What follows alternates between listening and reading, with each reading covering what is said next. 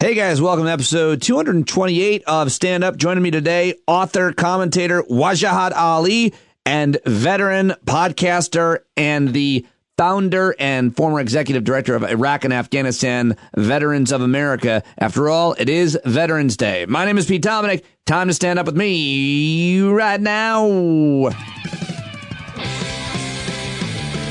All right, everybody, welcome to the show. So much to get to here at the top. A bunch of things I want to play for you before I get to my guests. Thank you very much for joining me. Thank you very much for subscribing with a paid subscription. If you are, there are almost 800 of you now paying, and I really appreciate it. If you haven't yet signed up, go ahead to the paid subscription link in the show notes and sign up and be a member. Join us tomorrow night, 8 Eastern, for a Zoom hangout, which we do at least once a week, building an awesome community here. There's lots to talk about from the day's news yesterday.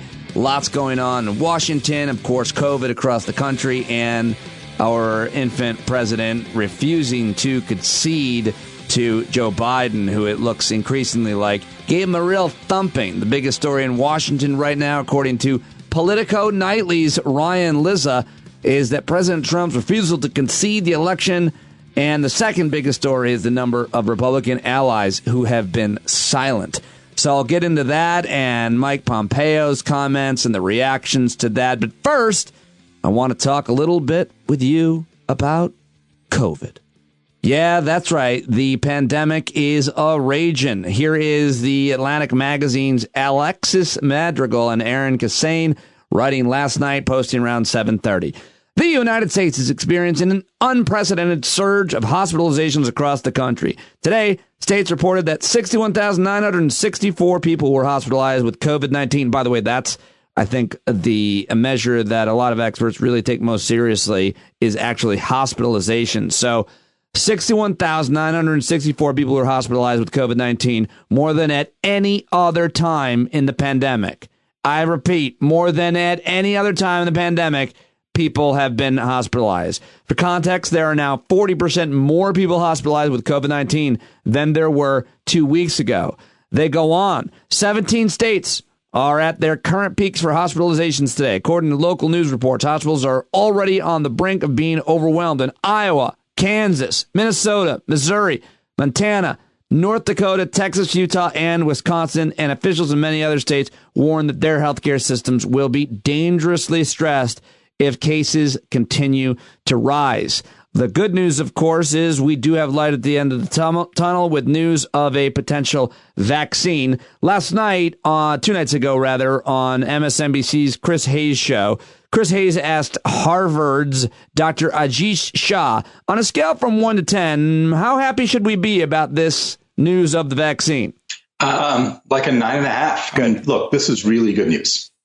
I was expecting that we would have 2 or 3 vaccines authorized this year. And what I was saying was that if we're lucky, it's going to be 60 or 70% effective. 90% is terrific, much better than I was expecting. And it actually makes me more optimistic about the other vaccines that are on track. My guess is many of them are going to turn out to be much more effective than we were thinking as well. And that is good news. The one piece of bad news is the vaccine's not going to be available for a little while. So we have got to keep people protected until the vaccine becomes more widely available. All right. And added to this, New York Times, Dr. Aaron Carroll, who's going to be on the show tomorrow, and Nicholas Bagley write in the New York Times under the title, "Don't get too excited about the coronavirus vaccine. It's unmitigated good news, but it'd be a tragic mistake to relax our vigilance right away." And I'm hearing this from all the experts, by the way, that I trust on these issues, which is that we really need to buckle in, strap in, and hang in there for just a little while longer, or what seems probably like a long time, especially in the winter months longer. But we do see light at the end of the tunnel. Sorry for keep using that phrase. But Dr. Carroll and Nicholas Bagley write, with cases growing rapidly around the country, especially in the northern Midwest, indoor social gatherings are more dangerous than at any point since the spring. Thanksgiving dinners are ideal settings for super spreader events. They crowd people from all over around a table to talk, laugh, and drink, often in poorly ventilated rooms. Many families stuff themselves in the houses for an entire long weekend. Many of us have not seen our extended relatives for months. we believe this pandemic will be raging another year or more, it's tempting to think that the benefits of reconnecting over Thanksgiving might outweigh the risk of infection. We can't wait forever. Maybe it's worth rolling the dice. But now the calculus is very different. However, if a vaccine is around the corner, while Pfizer still needs to be approved, manufactured, and distributed, the company estimates that 50 million doses could be distributed before the end of the year. Another 1.3 billion would come in 2021. If other vaccines also show success, relief could come as soon as the spring. They say the Pfizer announcement is unmitigated good news, but it would be a tragic mistake to relax our vigilance. Instead, continue to mask up, stay home, and consider canceling or limiting your Thanksgiving plans. This is still a marathon, but the end is much closer than before. Dr. Carroll is set to join me tomorrow here on the show to talk about this article and much, much more. And one more thing as it relates to politics, I thought this is pretty interesting, going back to The Atlantic magazine. I think a lot of people are wondering, how did Donald Trump's absolute inability to address and handle the coronavirus pandemic affect the election? And there's this really interesting piece by James Hamblin in The Atlantic titled, How Trump Sold Failure to 70 Million People. The president convinced many voters that his response to the pandemic was not a disaster. The psychology of medical fraud is simple, timeless, and tragic. Hamblin says that in the history of human nature, when we are sick or threatened by disease, we seem to be uniquely susceptible to scams. He talks about quackery in the history of doctors selling literal snake oil. And he writes, like any competent quack, Trump focuses on a winning vibe, not a factual case. He positions himself as an alternative to the scientists and the doctors, such that followers have to choose between trusting them or him. This process in extreme forms leads to what some psychologists refer to as identity fusion. And apparently that when they're fused with a group or a leader, followers seem tied to them in such a way that things are true because the leader said them. Dystopian as that may seem, Hamblin writes in this article, it can be a coping mechanism. Orienting your sense of truth around a person can be more comforting than doing so around a nebulous, uncertain, or otherwise threatening reality. Fusion is not appealing because it makes sense. It's appealing because it alleviates the cognitive and emotional burden of thinking. Oof. Very interesting. Really, really good article. I highly recommend you subscribe to The Atlantic and the New York Times, both of which I just read from and referenced.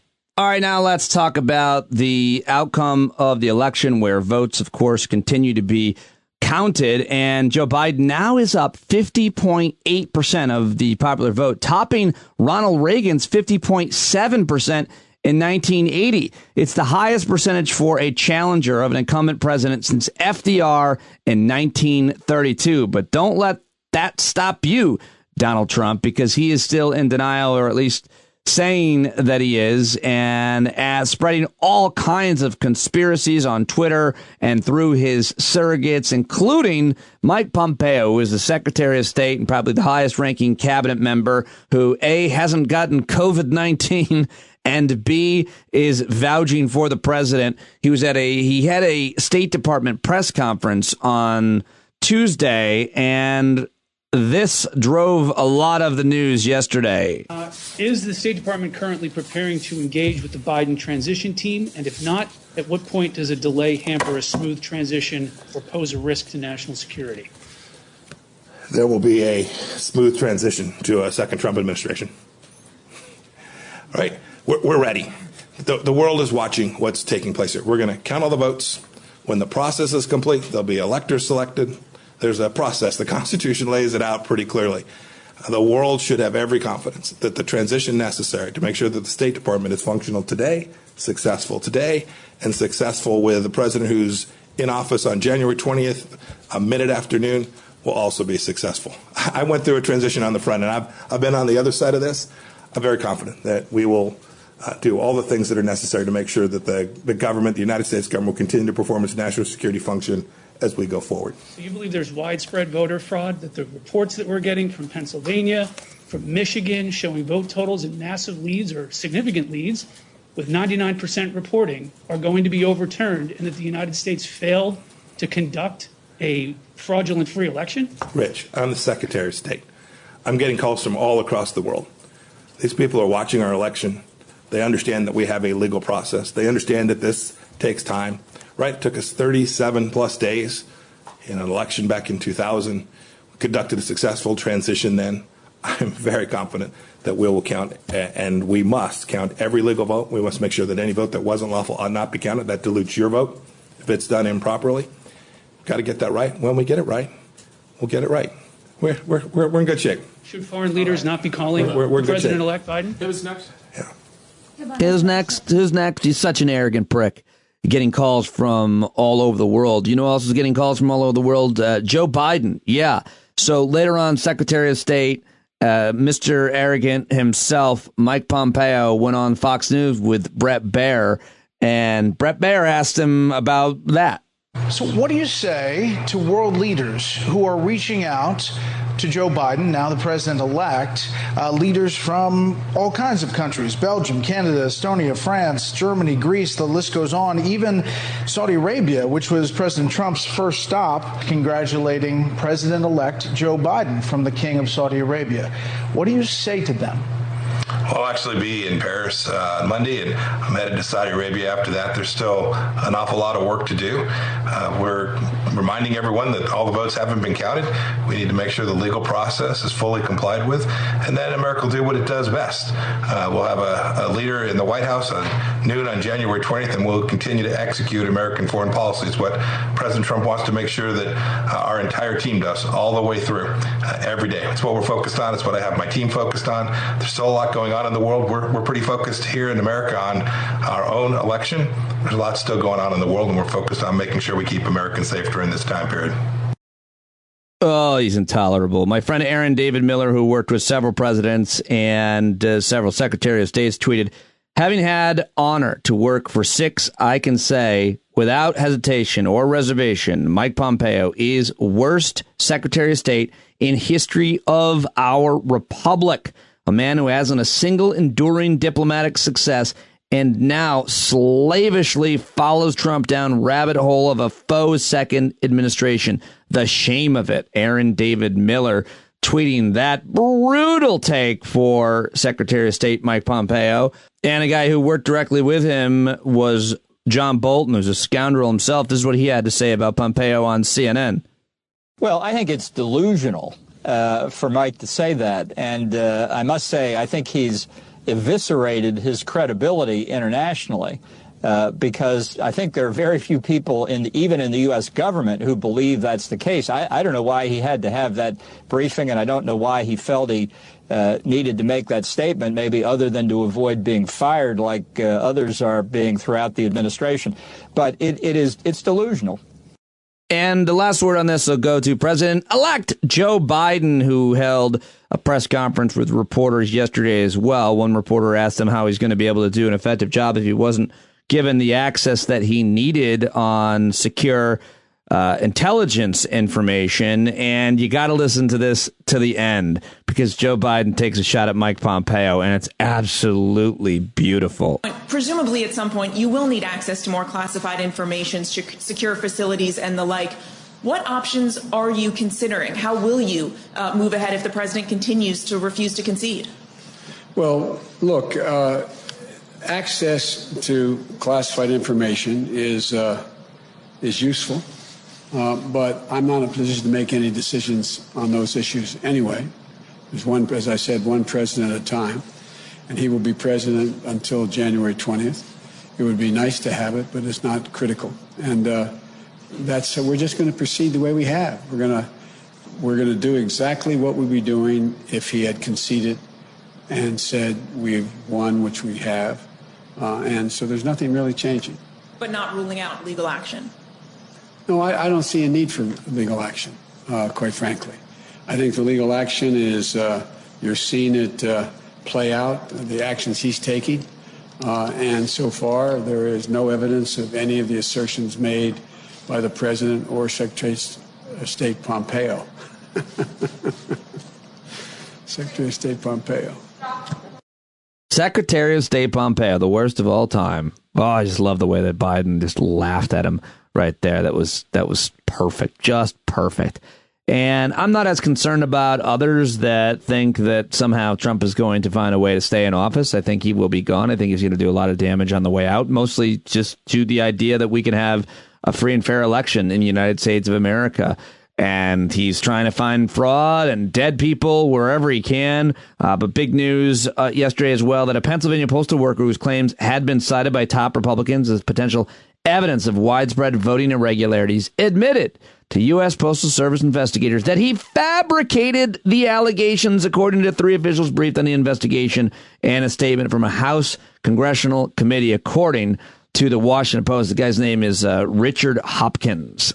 And so that was one debunking. You'll see more of them. A lot of different news agencies are doing a lot of good work to explain how, some of these things are fairly believable when you see them on Facebook and you're not necessarily the most political savvy thinker. You see them, you share them with your family members like, oh, my gosh, it looks like a lot of people here voted fraudulently or a bunch of dead people voted. Again, question is, was there enough irregularities to affect the outcome of the election in any state or more? No, there wasn't. There is nothing pervasive. There is nothing systemic that we know of. Yet we're still counting these votes, and there's just no possible way that, of course, Donald Trump can catch up.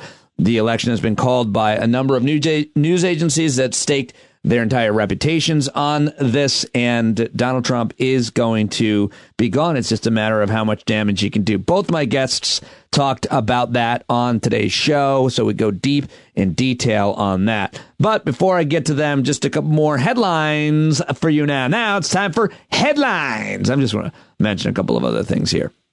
Apparently, Melania Trump is refusing to meet with Jill Biden. There's growing discomfort at law firms that are representing the president. The divorce rate has hit a 50-year low. QAnon is facing a post-Trump identity crisis. Apparently, Ron Howard's movie Hillbilly Elegy is getting some pretty bad reviews. The worst film of his career, apparently, some are saying. Some are saying. And finally, how about this? McDonald's has announced plans to sell its own plant-based burger patty starting in 2021. CBS News reporting the McPlant is made by McDonald's for McDonald's. And the Beyond Meat company that supplies plant-based burgers to several fast food chains, as a result, their stock shares fell almost 10% following the announcements.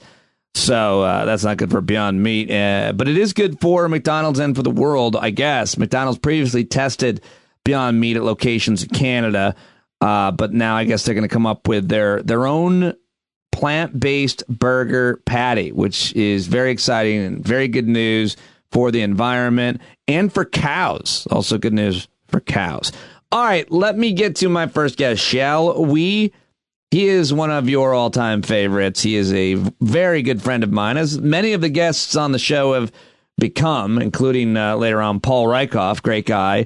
My first guest, though, is a journalist, a writer, a lawyer, award-winning playwright, a TV host, a consultant, formerly for the U.S. State Department.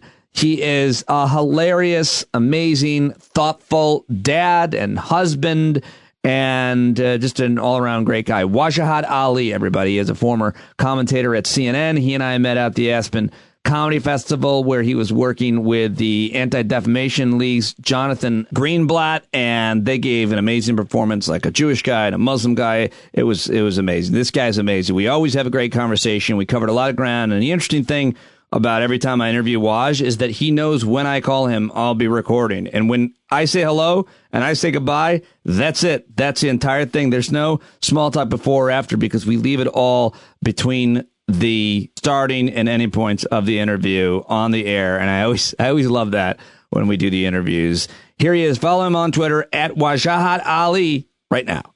Dominic. There he is. How you doing? I'm hanging in there. How are you feeling as the incompetent rubes attempt their coup, which began at the Four Seasons Total Landscaping? I feel surprisingly at ease and calm and unconcerned. It's upsetting because without conceding and with doing everything that you predicted they would do, it sows doubt amongst a huge percentage of Americans, and that creates a lot of problems that we can and should talk about. However, I am not worried that he's going to stay in office and have a second term somehow, or that they're going to overturn the election. But you tell me what I've got wrong. I agree with you. I believe good. that he will fail. And the signal that I've been telling folks is you are seeing world leaders, one after another, congratulate Joe Biden for becoming the next president of the United States. The dagger in the heart today was Erdogan and Boris. Yeah. And when you got Erdogan and Boris, and you had Bibi yesterday, who saw where the leaves were blowing, he called. That's a signal that they want Trump out. They know he's going to leave. They want stability. Trump is no longer useful for their interests, and they're going to be backing Joe Biden. Now, this doesn't mean that Republicans won't do everything within their power to try to do the coup. I mean, just today, we had Mike Pompeo, who's the stain of West Point, basically talk about a quote-unquote smooth transition towards Trump's second administration, which then will help Jesus come down and that's ensure the rapture. I meant to tweet something. I meant to tweet something about that, because you're talking about how Pompeo is legit end times, like biblical. That's why he's worked with Israel. He's a crazy, frightening Christian, like one of the crazies. Hardcore. And so, and did you know his head is made of vibranium? People don't know that, but very strong. From Wakanda. Yeah, it's crazy. I would think he'd be the last one to have any, but yeah, he's got it. No, but people forget that while he was Secretary of State, in a public address, he talked about the rapture. And can you imagine, like, I always do this because I'm a Muslim and I've survived the last 20 years. So I always see the analogies and the parallels. And I think, like, when you make the analogy, people go, oh, shit, that's crazy. Can you imagine if a Muslim said that? Hey, everybody, I'm just waiting for Yom Al-Qiyamah, the day of judgment, when Isa alayhi salam, Jesus will come down and F you all up for the Muslims. By the way, carry on. I'm just the Secretary of State. Peace. Insane. You know, I've been getting shit all day. I mean, I want to read you some of these. Go ahead. I just took my camera went off. Sorry, I'm coming back. I want to read you. I'm getting these nonstop. So basically, Fox News and right-wing media picked up on this tweet I did, which I thought was a usual tweet about how the Republican Party is an extremist party and should be seen as a counter-majoritarian party, and Biden needs to treat it as such. Mm-hmm. And Fox News says, after Joe Biden asked for civility, look what these liberals are doing. And so they had a tweet of AOC, then a tweet of me. And all day I've been getting these very civil responses from the people that I'm supposed to reach out to. And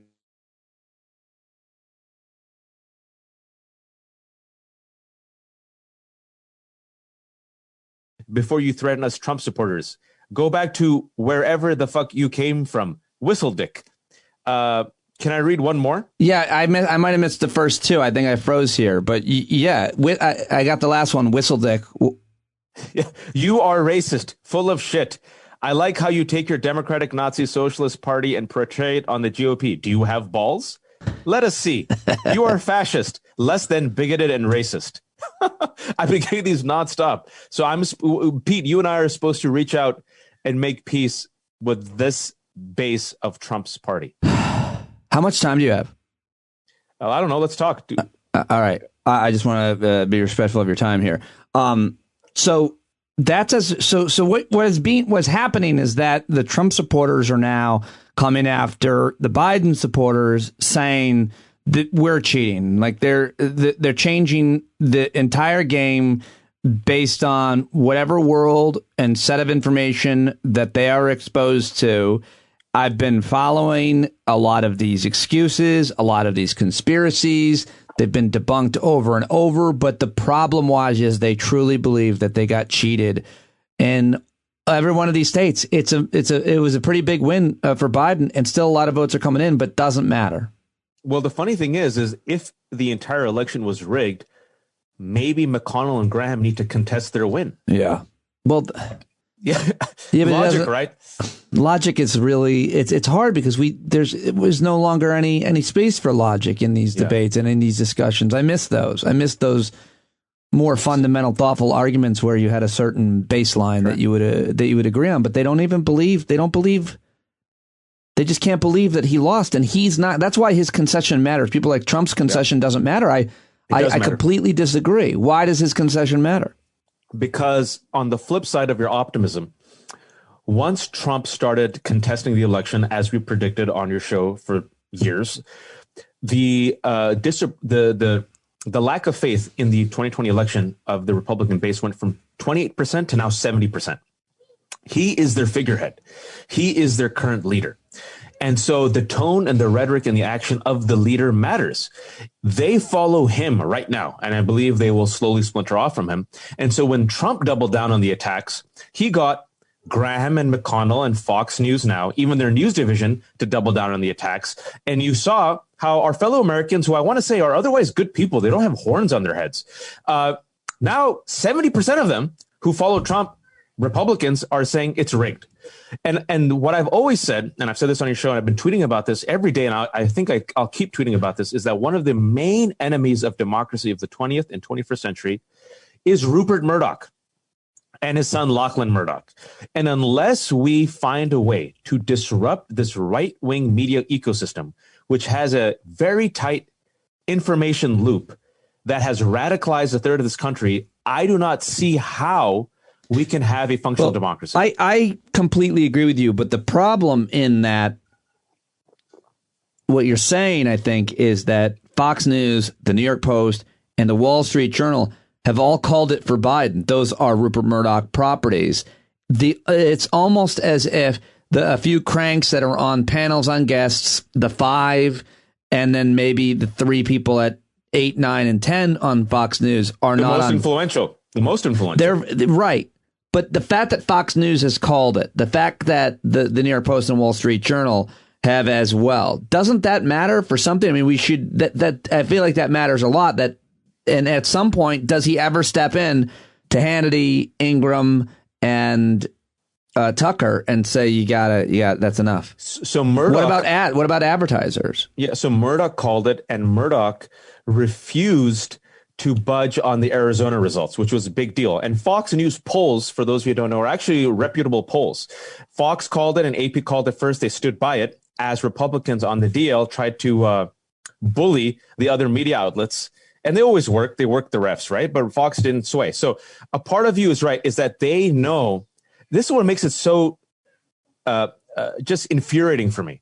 Republicans right now know what they're doing is damaging the democracy. They know Trump lost. They know he's going to leave or get kicked out. Yet they're still engaging in this dangerous theater to placate Trump and feed red meat to their base, precisely because right now the base belongs to Trump for now. And number 2, Pete, they're doing this for politics. Specifically, there's a huge election coming up in Georgia. Right. And so they want to rally this base, and they believe by doubling down on this fiction and these conspiracy theories, it will rally their base out in Georgia to give Loeffler and Perdue the win. And as soon as that election is over, my prediction is that they will radically splinter off from Trump, where Murdoch's going to come in, rein in, like you said, the trio, the triumvirate of disinformation. We're talking about Tucker, we're talking about Graham, we're talking about Hannity, and I feel like McCall and others will. And you're also talking about Greg Gutfeld and Jesse Waters, as well as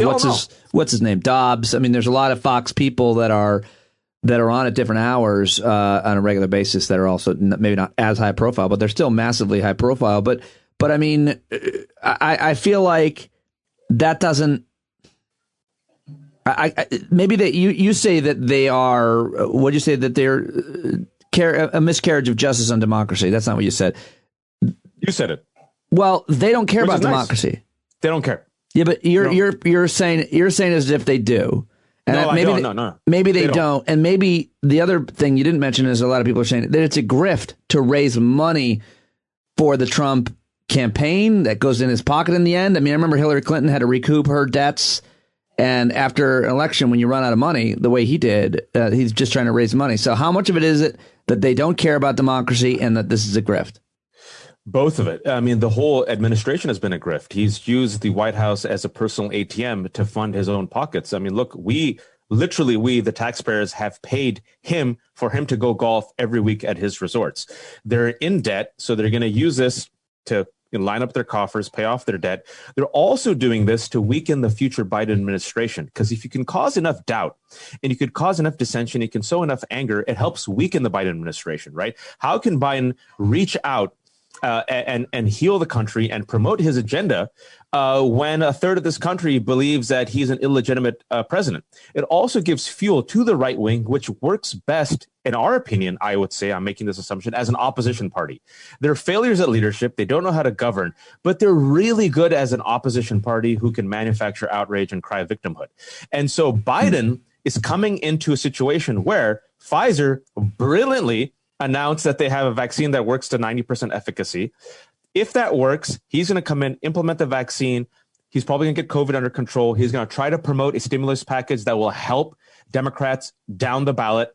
And he's going to try to promote infrastructure. So if they can weaken and obstruct him as much as possible, it staves off a 2020 red wedding. But this is where I hope that Democrats who suck at messaging, and we could talk about this as well, can finally grow a spine. And I believe this is a win for Democrats, because Republicans are going so out there on the ledge with extremism that they can say, just like they did with Judge Coney Barrett, you're forcing our hands, Republicans, to finally play hardball and bring a knife to the knife fight instead of a policy paper. And I believe if he will, the last thing I'll say is I believe McConnell will obstruct Biden, but if Biden's smart, he'll get a media war room, quote unquote war room, to message effectively for 2022. Folks, I tried to give you affordable health care. Look what McConnell did. Folks, 250,000 of us died. I tried to give you a stimulus package. Look what Republicans. Folks, I tried to spend on infrastructure to get us back some jobs, but look what Republicans did. And then you knock them out in 2022. But that means Democrats have to get their shit together when it comes to messaging and stop killing AOC and the squad and blaming them for all their problems. Yeah, well, I want to get into that with you as well. I just want to clear one thing up. You said Pfizer brilliantly made the announcement. You're not saying that they strategically made the announcement about their vaccine and its efficacy until after the election. Is that what you're saying? I think they did. Oh, you do? I think they waited to see who would win the election. Corporations bend to power, Facebook included. And I also believe they did it because they knew that Trump would claim credit, which they did falsely, for a vaccine that Pfizer did on its own with its own funding. And so just to show you how disingenuous this campaign is, for those of you who don't know, that the Trump campaign literally said, aha, look what we did. And Pfizer's like, no, excuse me. Nope. This is not part of the government operation. We did this on ourselves. Right. Which is a win for Biden. You had all these great questions after the election, and what did we learn kind of questions in terms of the electorate and exit polls and so on. I feel like it's still too early to understand what happened, why people voted the way that they did. How does it normally work, and when will you feel comfortable having enough information to be able to understand and have thoughts on what happened and why it happened? And there's also, I think, we need to always include a lot of counterfactuals, and political punditry right now is taking a real beating based on the fact that the polling was potentially even worse done than 2016. How do we know anything about anything? So I'm a son of South Asian immigrants, which means my pride and confidence was beaten out of me with sandals and slippers. So let me flex for once in my life. I was very confident. I called that he'd flip 5 states. I said he'd win by almost 80 million. I'm going to stick by that. And I said he'd win by 7 million votes. And I said he's going to flip Georgia and there'd be runoffs. I am not delusional. Wow. I'm a pragmatist. I looked at the numbers. I looked at the mail-in ballots. I looked at the counties, and just looking at the pulse of this country. Democrats won, just like they won in 2016.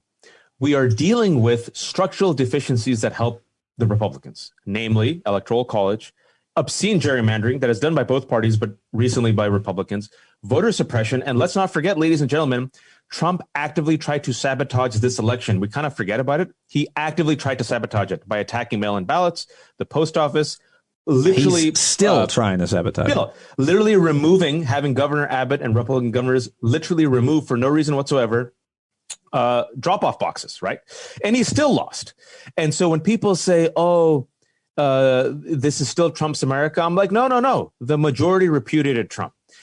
The problem is that, as we've said, Trumpism will outlast Trump. This is the inevitable Frankenstein that has been 50 years in the making ever since Republicans went all in with the Southern strategy during the Civil Rights Act.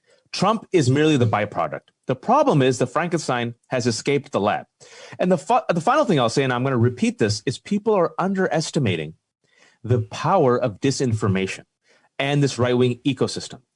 I can tell you that Muslims and South Asians, family members on WhatsApp said, Wajahat, we're hearing that it's both sides. And then they forward me fake news.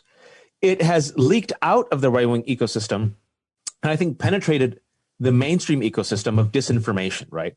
And so if it wasn't for a pandemic, and this is what's frightening, I think Trump would have won, barely. He's the only president in the last 30 years, other than George H.W. Bush, to lose as a one-term president. He lost by 7 million votes, but thanks to these structural deficiencies, I mean, if a few votes had gone here and there in the Rust Belt, Biden would have lost. Right. And I think that's the main takeaways here, is that you're dealing with an increasingly extremist minority party, the GOP, with a right-wing media ecosystem that is promoting active disinformation and that is deliberately trying to subvert the majority's will. And they will give up democracy, but they won't give up ideology. And so what we have now is a Senate runoff where I think if we play our cards right and Dems take the right lessons, where they stop chasing Amy and start chasing Stacey, they can get a 50-50. And that 50-50, Pete, might be enough because Murkowski and Collins have to watch out for their seats. And I think you can win them over on healthcare, a stimulus package, and infrastructure.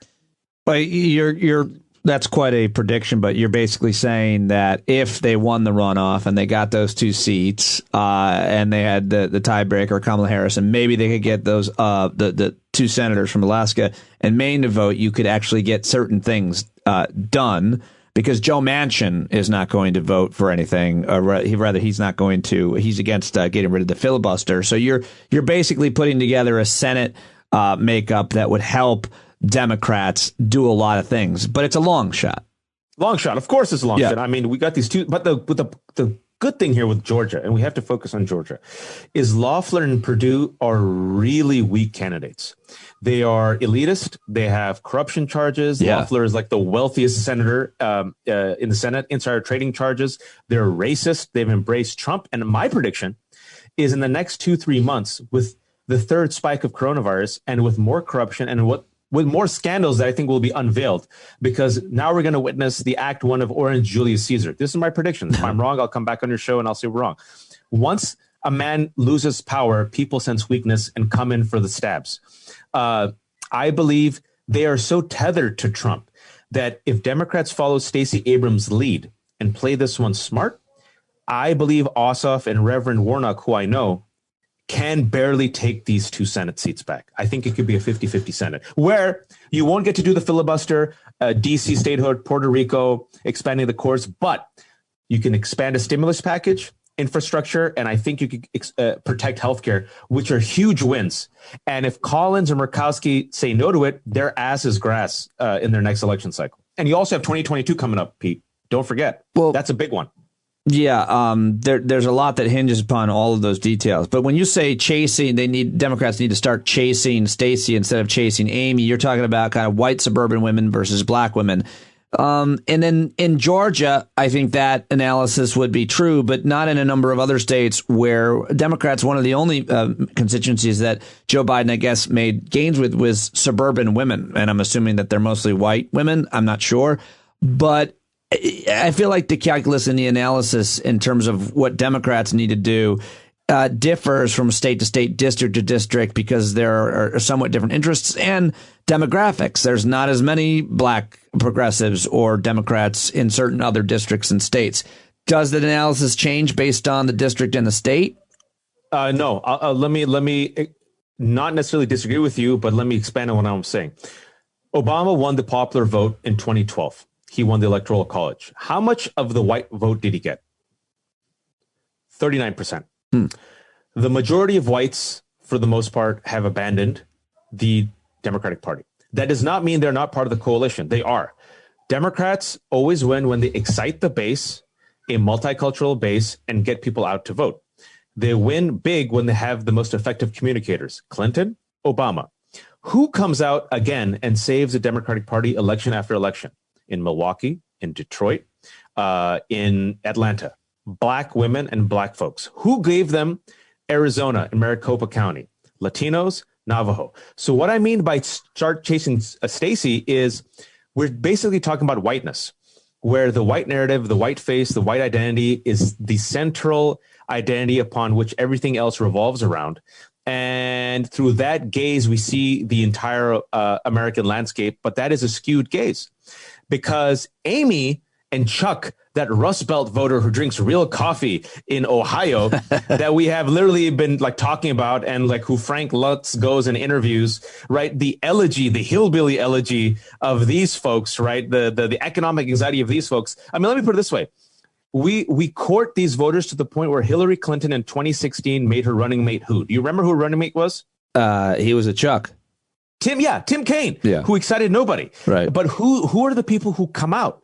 Who did Stacey Abrams get to come out? So white voters are part and parcel of the Democratic Party, but you want to finally respect and elevate and center those diverse voices and people of color who are your base, who, if you excite them and get them to come out, they will bring you victories in these Rust Belt states and the South where you can win. That's what I'm saying. And America has to center the rest of us. We also need an elegy. We also have to, be apologized to. Maybe it's time for Chuck and Amy to reach out their hands across the aisle and apologize to us and find out why we voted for Biden and find out about our elegy. That's what I'm saying. I'm trying to confront white supremacy here.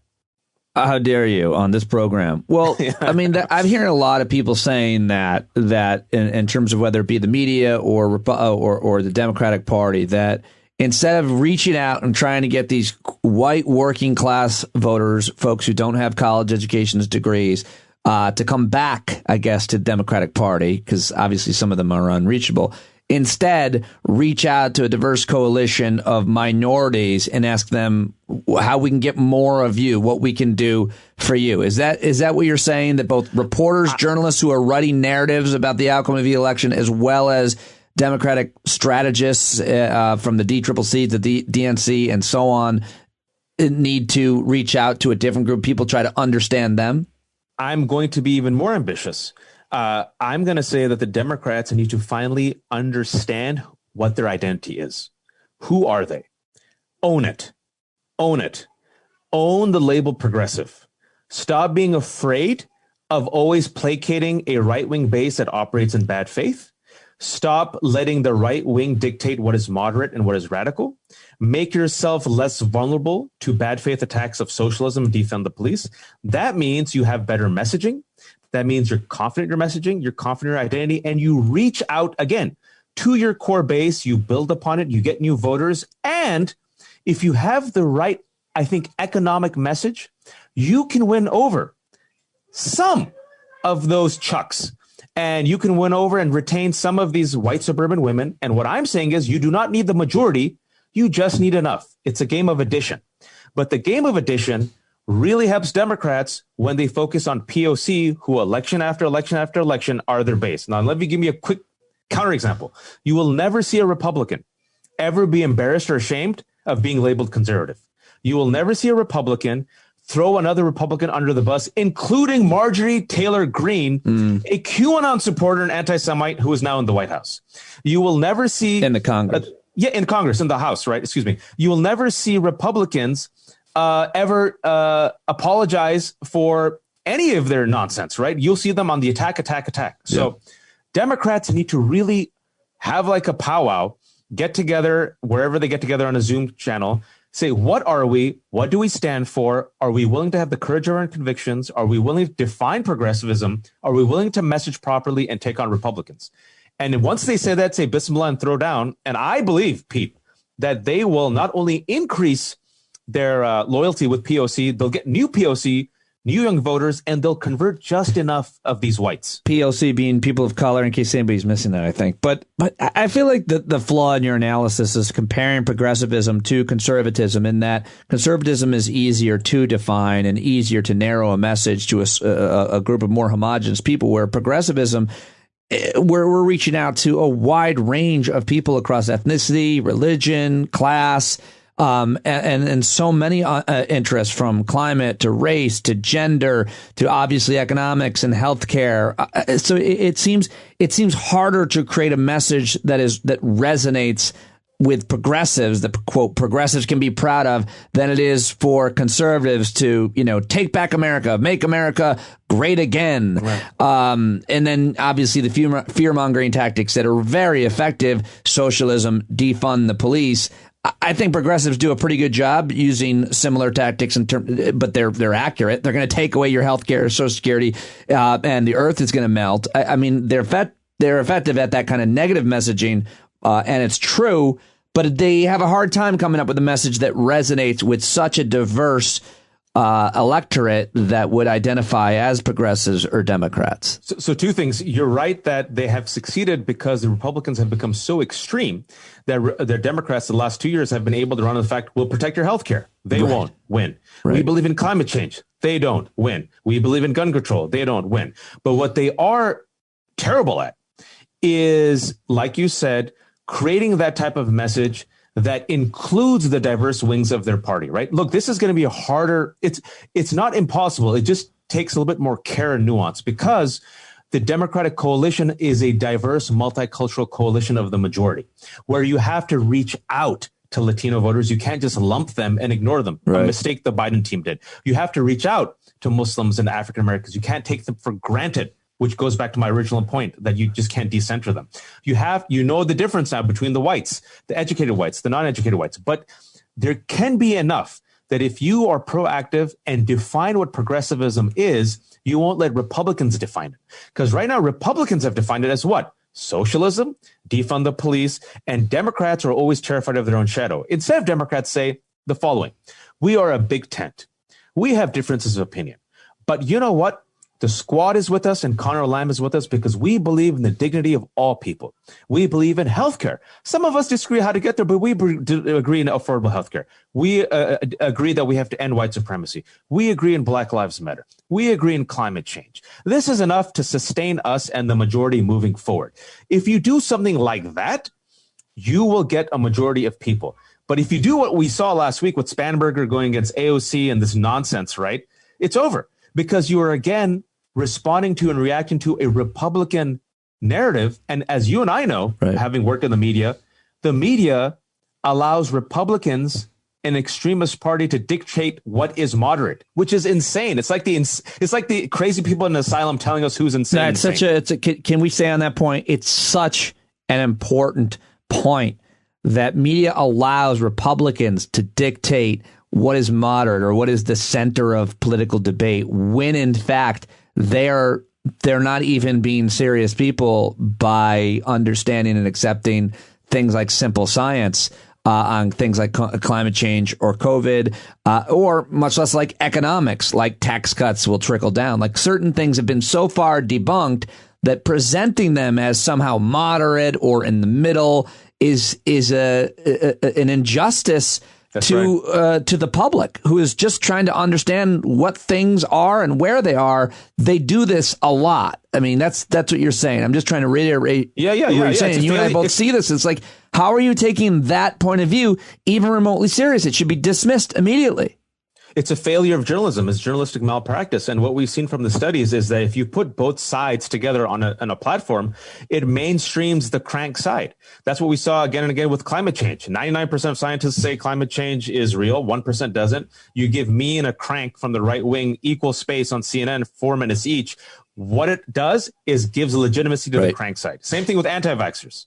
Yes, and that's what and same thing with COVID. But right now, we're seeing that even with the election. And right now, that's right. Where there was fraud and where there was any irregularity whatsoever is being presented as one side. And it's like, no, the simple answer, by the way, that I want to hear more people say is, there are always irregularities. There are always a few dead people voting. There's always a little bit of fraud, but never anywhere does it affect the outcome of any election. And it's not now. I mean, it's not even remotely close. Not even remotely close. Study after study after study says that, thank God, in America, we do not have a problem of voter fraud. It's so minimal that we don't need these voter ID laws, which are actually just another mechanism for voter suppression. Right. To the point where the Supreme Court in North Carolina a couple of years ago said the Republicans' voter ID laws attacked African Americans with, quote, surgical precision.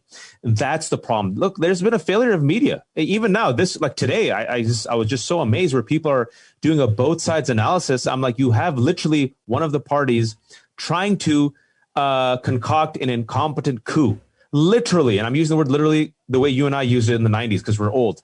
And then you have like the Democrats who are like, some of us believe in Medicare for all. Some of us believe in defund the police. You extremists on both sides. Like, what are you talking about? This is absurd. We're not attacking the democratic process. We just have a difference of opinion about police reform and healthcare. You have Republicans, Mike Pompeo, the Secretary of State, literally saying to the world, we're going to have a smooth transition to the second Trump administration as votes are coming in, expanding Biden's lead. And so the media really, I mean, Pete, we're members of the media. I try to be self-critical. They said that if Trump would not have been elected in 2016, had the media not given him nearly $5 billion with a billion dollars of free advertising. And we know that Zucker at CNN used to talk to him and give him consultation, call him the boss. Les Moonves of CBS said it's good for business. NBC, SNL. I mean, come on. We're also complicit in this. Giving him a lot of attention, giving him a platform to be on, although that's what I think has changed. I mean, for Fox News, Neil Cavuto to jump out of Kayleigh McEnany yesterday saying, no, we're not going to carry that. I think we are starting to see a change, at least with the media. We're not seeing that within congressional representation. And we already touched on this in terms of Republicans that are currently in office are saying, let's wait this out. Let's count all of the votes. And some people are concerned that the longer they're able to muddy the water, the more minds they'll start to change to create real suspicion to the point that they'll have enough folks in America thinking that this election was fraudulent, as 7 out of 10 Republicans already do. It's already done. I'll give you one more example as an analogy. QAnon. According to the FBI, QAnon is a domestic terror threat. Last year, Yahoo talked about an FBI report where they said that QAnon would have the potential to radicalize both individuals and groups leading up to the 2020 election. Like we've mentioned, there's now Marjorie Taylor Greene, a QAnon supporter who is now elected to the House. And the Republicans, who know QAnon is nuts, have made the decision as a party, according to reports, to accept it because the base likes it. And so the damage is done. And so the damage is to democracy, ladies and gentlemen. The damage is to a democratic population that cannot agree on basic facts. And if you cannot agree on basic facts, how do you have a functional democracy where no one trusts institutions, no one trusts the news, no one trusts the facts? And it's exactly what Putin wanted. Putin knew he couldn't destroy America, but he could cause enough dissension within America to exploit our existing racial and religious tensions that we tear each other apart and democracy weakens. So I always say Putin won. I mean, you couldn't be more right. I think that's absolutely true. And it is continuing to work. He's continuing to sow doubt. It's so crazy, too, to think about all of these Republican national security hawks who were so anti-Russia for so long and now have completely done his bidding. And I don't buy that he's got dirt on all of them. I don't buy it at all. I think that they don't care about democracy. Right. I think that they don't care about America. I think that they only care about winning. And I think, by the way, that's a certain archetype of human being, not only American. There are some people who will cheat to win and not be concerned about it at all. It doesn't weigh on their conscience. And that is, I would argue, it's a lot of religious people in this country. A lot of very religious Christians, surprisingly enough, don't care about cheating to win. Or maybe they don't think that they're cheating. I guess maybe they've convinced themselves, that they're not cheating here. But if you're making it harder for certain people to vote anywhere, you're cheating. So the psychology behind this is the following, is that I've never met anyone who literally sees themselves as the villain. They're either the victims or the protagonists of the narrative. And the way they rationalize it, and this is everyone, by the way, is I'm the victim. I'm being aggrieved. I'm looking at all my emails the last 2 days. I'll share it with you. You're attacking me. I'm the victim. In order to survive this existential threat, you are forcing me to hate you. You are forcing me to support the Muslim ban. You are forcing me to support Trump, a man whose tone I don't like, but at least he stands up for me.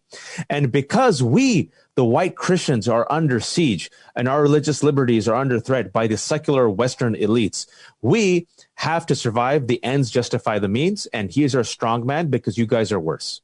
There you go. And you hear Muslims say it about Erdogan. You hear Jews say about Bibi. This is a human condition.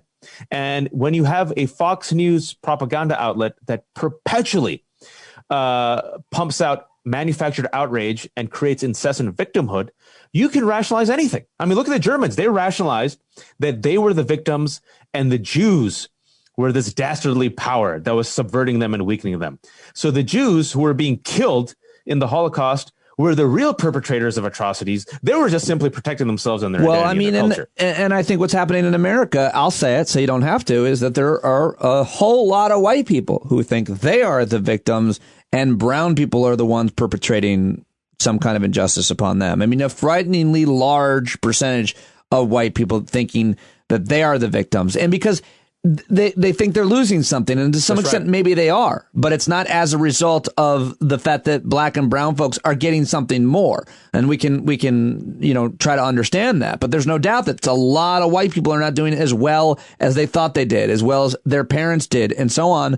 But the catalysts for that and the reasons for that are not brown and black people. And it does not mean, by the way, that people of color, that minorities are doing so much better by any means at all. But, you talk about the human condition, and I want to just shift gears to talking about COVID and trying to understand how you said, and I agree with this, that the pandemic is the reason why Trump lost.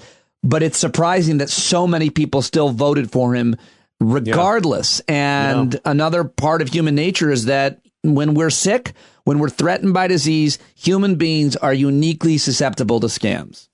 Always been the case. Always. I mean, you and I are old enough to remember, I've been talking to folks who are so horrified by what's happening right now. And I think my thick skin and kind of cautious optimism was developed by the 2000 election. And for those of you who don't remember, the 2000 election came down to Florida, where Bush literally won by 537 votes, and then it went to the Supreme Court, and in a 5-4 decision, Bush v. Gore, they handed him the election. And in 2004, I remember all the Democrats and progressives were so confident that there's no way this country could vote for this moron, Bush, right? There's no way. And I'm like, he's gonna win. Kerry's gonna lose. And lo and behold, what happened? And it took 7 years of immense pain and suffering, including one of the worst recessions we've had since the Depression and Katrina and this disastrous war on terror, for enough Americans to finally turn on Bush and say, you know what, we're going to vote for a black Muslim named Obama, this Kenyan.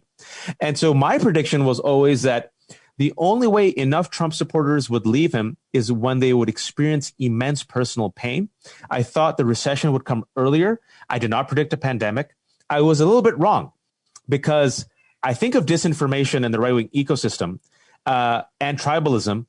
It even with 230,000 dead, enough didn't get dislodged. Right.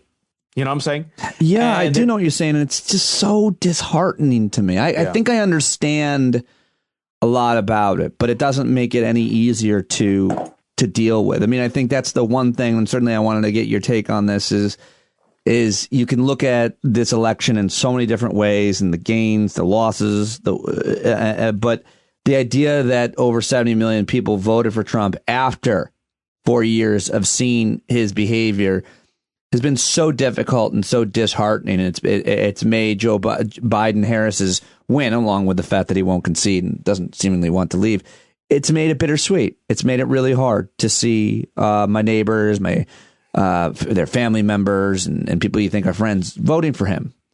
It's really hard. I got a Trump supporter right next to me, just like you, who in the room, bring him in, who took out his Trump flags, but brought them back this week. That's interesting. I've seen people take them out and put them back too in my neighborhood. Yeah. And that just goes to show you this is an existential fight for survival. They believe they are victims. NPR did a poll that said a majority of whites in this country think they're the most oppressed minority group, which is hilarious. Crazy. They believe Trump is their savior, a flawed savior. The white evangelical Christians say that he is their flawed instrument. They compared him to that pagan Persian King Cyrus, a flawed instrument that God nonetheless uses for righteous deeds. Yeah. And also, I think I see Muslims voting for Trump. I mentioned this in a piece I wrote for the New York Times, hopefully comes out this week. The reasons for Muslims voting for Trump, several ones that I've talked to, is wealth, tax cuts.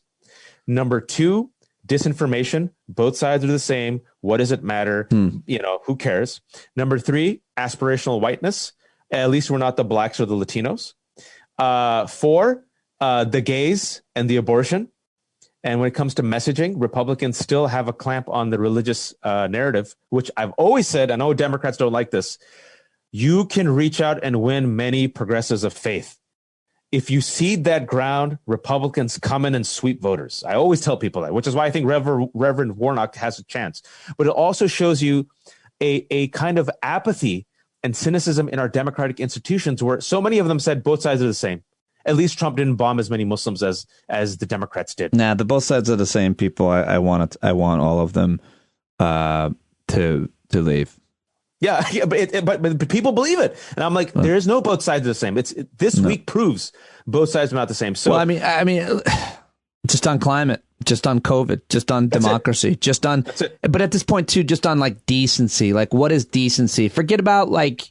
I think that words that are more fraught with controversy, like racism and sexism, like cruelty. Yeah. Cruelty. How do we define decency, or what is your sense of morality, or what do you think is cruel? And people not seemingly caring about that, or looking away from it because of some of the issues that you just mentioned. So, but can I say something? Anything and everything becomes justified when you feel you're victimized. If you believe that your life and your security and your culture and your identity are under active threat, human beings, thanks to evolution, have something called fight or flight.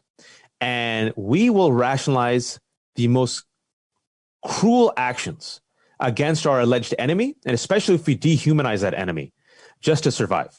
And that's what you're seeing, Pete. So just to wrap it up, in terms of the, are you using the word coup? Is there a coup underway as we're talking? I call it the incompetent coup. That's what I've been saying. I said it before. I've been saying it. I tweeted out. I had to show some receipts. I said he will not concede. Remember that? I said he will say it's a fraud. He will have to be dragged out. He will eventually leave. But this will be dangerous theatrics for the next 2.5 months. This is an attempted coup, but it's an incompetent coup. And the reason why I say it coup and say it confidently now is look at Pompeo. That is our Secretary of State, ladies and gentlemen. Yeah. And look at our Senate Majority Leader. And look at the person whose name I'm forgetting, the woman who is refusing to transfer the power. You know, the lady with the General Services Administration. Yeah, they're not giving everything that the Biden elect team campaign needs to transition, right? Or how about DNI and the intelligence briefing? Right. Biden's in the blind right now.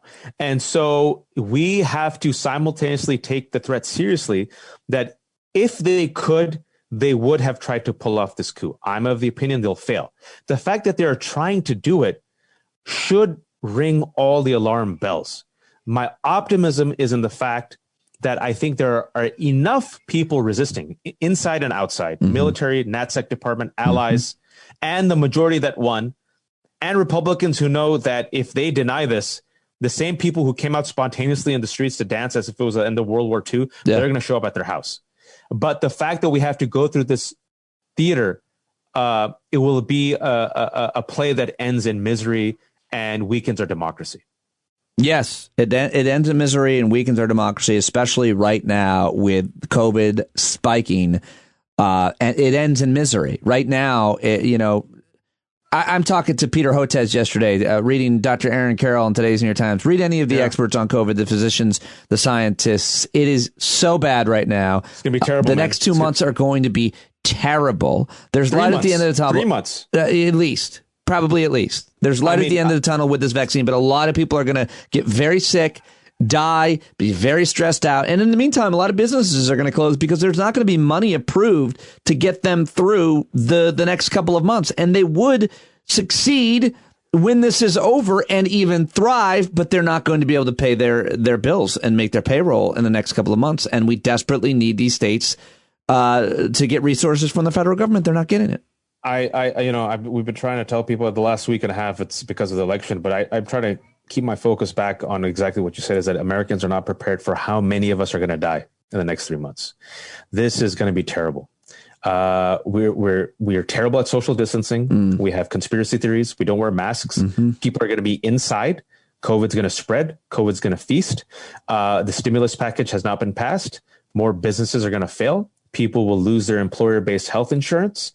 It's going to be a really bad 3-4 months. And that's why I believe, people are very cynical. I say there are many positives. The one immediate positive of Biden-Harris administration is that they believe in science. Yeah. And that administration will save lives. Because once, inshallah, they come in power, they will implement a policy that will literally save lives. And there's something about a leader leading with decency, telling people information that makes people say, oh, I will wear a mask. My leader's wearing a mask. But we have to somehow literally survive the next 3 months. And I feel bad because it's spiking in red states in particular. 93% of those red counties, which are suffering the worst, all voted for Trump. Yeah. And if you just look at the math and do the numbers and see the data and look at the science, they're going to get sick and they're going to die. Yeah. And the difference between me and a Trump voter has always been the same. I do not need them to suffer in order to feel great again. I want them to have healthcare. I want them to have stability. I want them to have security. I want them to have success. They need me to be subordinated and banned to feel great again. And that's the difference. And there's no both sides there. So finally, ending on a happy note, I saw some of your reaction on Twitter. My wife and I took the girls into New York on Saturday evening, early afternoon. It was awesome. It was a great celebration, once in a lifetime opportunity after promising them that they'd see a woman be president in their lifetime. And then we elected an abusive man. That was quite a hit. So, yeah, it took 4 years. But how did you and your family react? I feel like you tweeted something about you haven't been this happy since your daughter got a clean bill of health and your kids were born or something like that. But I mean, how do you feel about it being someone who has been a targeted minority and is also a public person who has received threat after threat? Like, what does it feel like to you and your family? Catharsis, relief, release. I've been telling everyone, especially Democrats, for the past week, and I'll still tell them, take this moment, enjoy it. We are allowed to feel joy. We have earned joy. Nothing's going to be perfect. Perfect is the enemy of good, and right now perfect is the enemy of democracy. But Biden and Harris are not the same as Trump. And the fact that a majority came out and voted for Biden and Harris in decency is huge. And the fact that Kamala is the first woman VP, first black woman, first Desi woman is huge. And I'm not just doing identity politics. You don't see me celebrating Ajit Pai or freaking Nikki Haley, right? Or Bobby Jindal, right? And so we were at the beach. We were at Ocean Beach, Maryland, and my wife had planned this getaway where my daughter, for those of you know, you've been listening to the show, she had stage 4 cancer. And there's this beautiful organization, A Better Tomorrow, that subsidizes these beach houses for those of us who are recovering. And so we took this beach house vacation for 4 days, and that's where I rang in the election, overlooking a beautiful, stunning beach on a beautiful sunny day. And the calming waters of the beach, it just felt like tranquility. And I feel like it's important for us to just take that moment and breathe and exhale and have joy. And it's been a week. It's like all good news this week. My daughter just yesterday, her liver biopsy came back. Liver's functioning great, cancer free. She got her hearing aids. So I feel like, a person like me, and I think, people who have gone through a lot the last 2 years, I don't take any of this for granted. I cannot take any of this for granted. So many didn't survive the Trump administration. Right. And so the fact that he lost and that Biden Harris won, even if that's not your preferred candidate, it's not perfect, just take the moment to enjoy it, because Trump could have won and so many of us would have died. Such a great point. So well said. And I'm so glad we ended on that note. Although, did you watch the speeches on Saturday night? Were you also it was as if Joe Biden, no one told Joe Biden that there was going to be fireworks.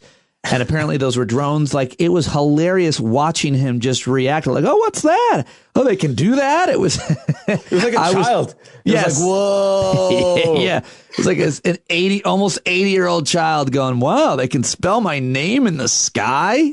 And I think it was like hitting him, right? Like, I'm president now. Yeah. Look at that. Yeah. And you know what? Look, they're learning. They gave Kamala equal space, and they gave her time.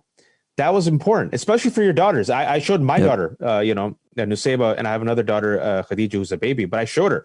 I said, "That's Kamala Harris. She's brown like you. She's a daughter of immigrants. Look at her. She's the first female." I've said it again and again and again. There's something powerful. Yeah. And I'm sure your daughters were like just. I said almost the same thing. I said to my daughter, I said, she's brown like you. And my daughter's like, I'm white. And I was like, you shut up, you're brown. She's like, what is wrong with you? Why are you saying that? I'm like, because Waj said it to his. I say the same things Waj says to his kids because he's a good dad. We were once immigrants. We used to be the brown people before we were ever born. And I'm still pissed about it.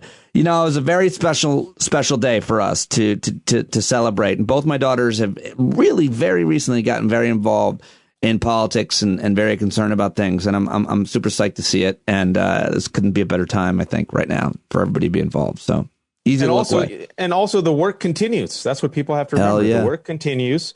And I've talked to politicians. For those who are listening, look, I'll tell you what politicians say. You have to make me do the right thing. Many of these politicians, they know what to do, but they're also politicians. They have to get reelected. They have to placate their funders. They have to read the room. If we do our work on the ground and we organize and we message, we force them to do what they want to do sometimes and they know is the right thing to do. And that's what we need to do. We need to keep pushing and working. It's a push and pull. Everyone has a role to play for climate change, for healthcare, for criminal justice, to end white supremacy, to expand healthcare.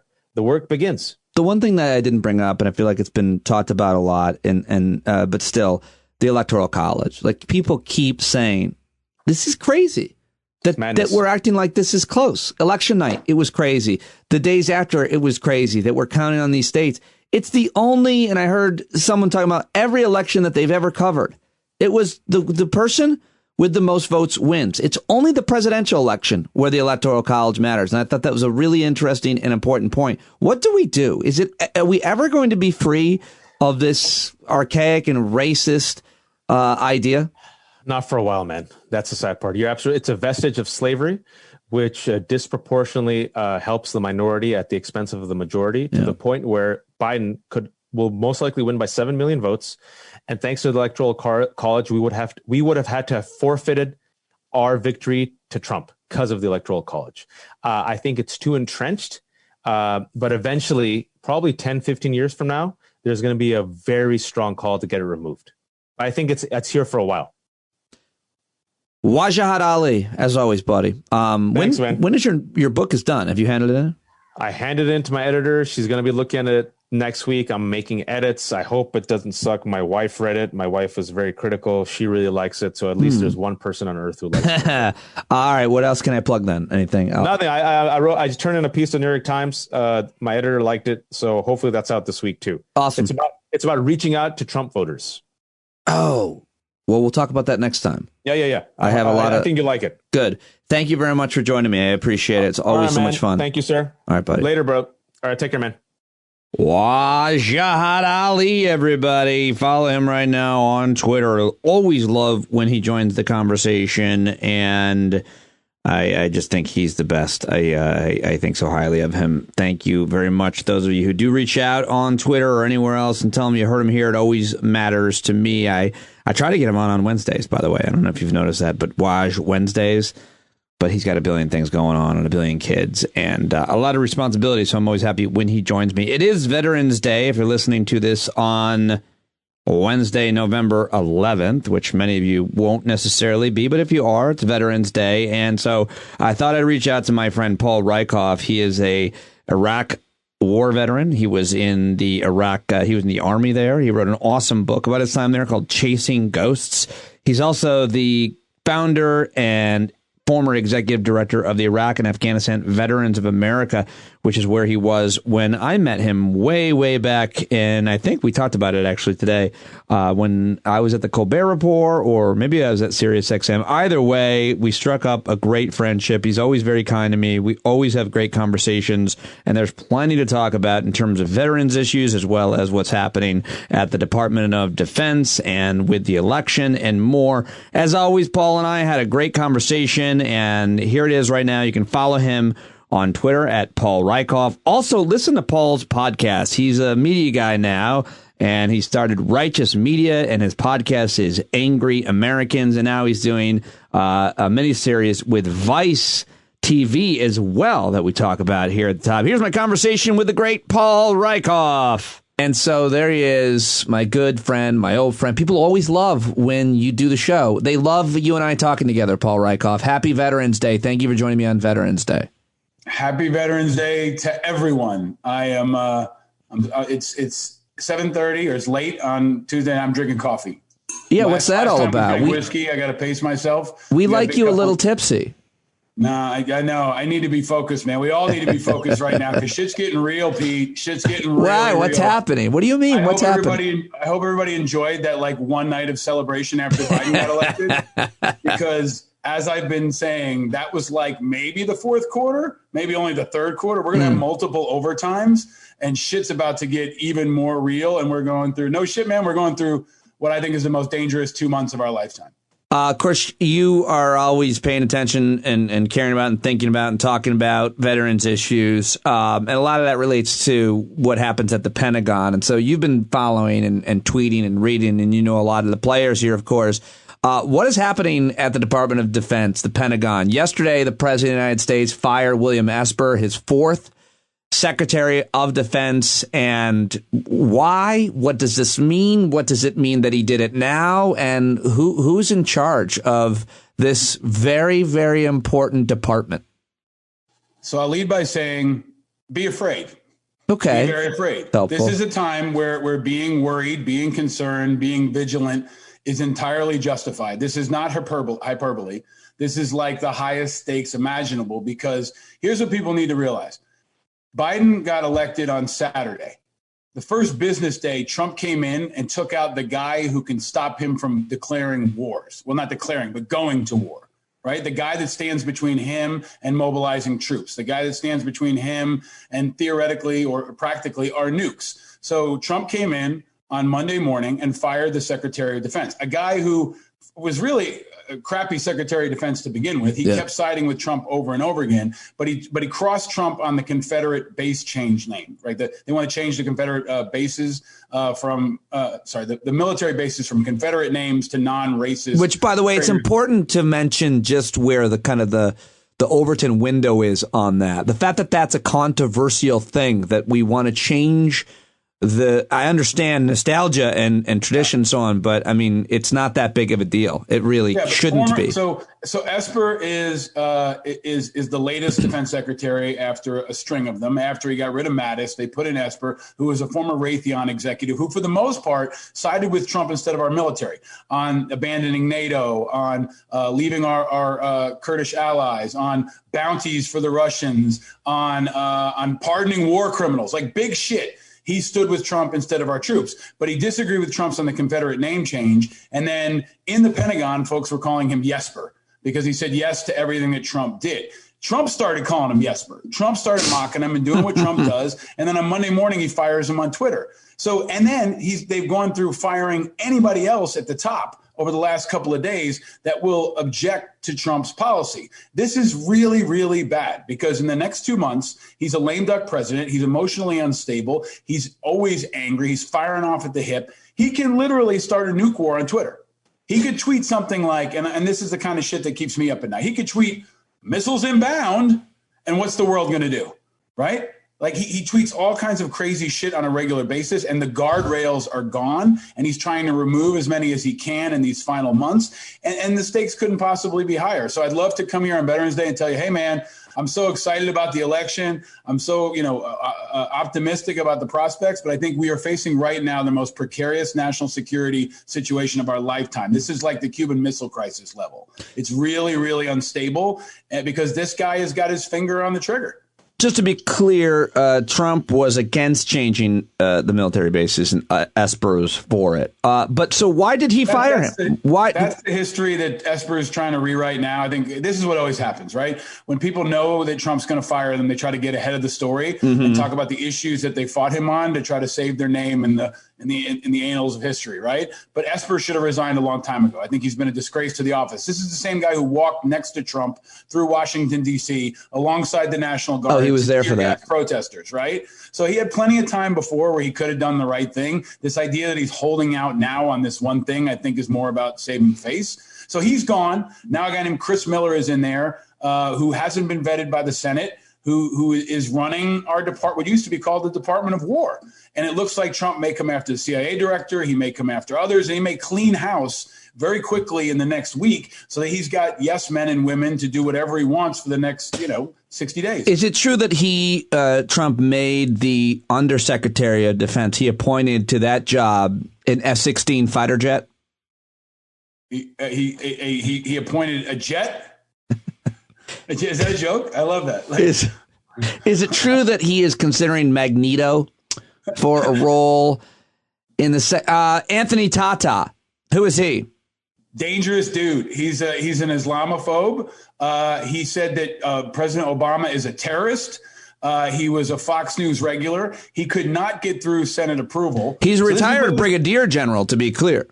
That's okay. You can be an Islamophobe and be a general, too. I wish it wasn't the case, but this guy is a Fox News regular. He's a hack for Trump. They tried to get him through the Senate. The Senate wouldn't do it. And this is what you can do. When you fire the Secretary of Defense or any other cabinet secretary, everybody else bubbles up and holds the spot temporarily. So now this guy is going to be the head of personnel at the Pentagon. The guy who's an Islamophobe, who called Obama a terrorist. He said Trump was the Manchurian candidate. Okay, this is the crazy person, the dangerous person who is now running, personnel at the Pentagon. So this is all instability, man. I've called him President Mayhem on your show before. I called him President Mayhem on my show. I love it. This is peak President Mayhem. He is a political suicide bomber, and he will blow up anything and anyone on the path to what he wants to get done. But what are you really? I mean, I feel like I'm not that concerned, and I'm always naive and kind of optimistic on things. But people aren't going to do stupid things, are they? In the military, in Defense Department, what is he going to do? What is he actually going to? What order is he going to give? Some kind of national security,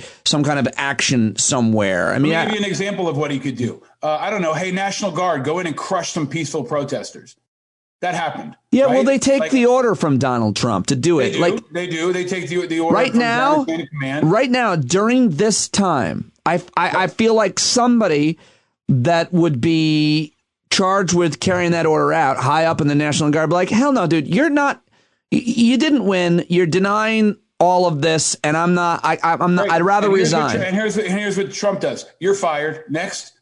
And you're fired. Next. And that's what he's doing in the Pentagon right now. Remember the movie We Were Soldiers Once and Young with Mel Gibson? Yeah. And they were on the helicopter in Vietnam and they get off and they train for this. They say, okay, we're going to train you for high casualty rates. Okay, boom, you're dead. He's in charge. Boom, you're dead. He's in charge. Mm-hmm. That's what's happening politically right now in the Trump administration. He's knocking off people who are not loyalists and he's installing people who are. And to ask you why you should be up at night, I think we're going to talk about the new series that I'm helping create that I helped create at Vice that's going to air next week called While the Rest of Us Die.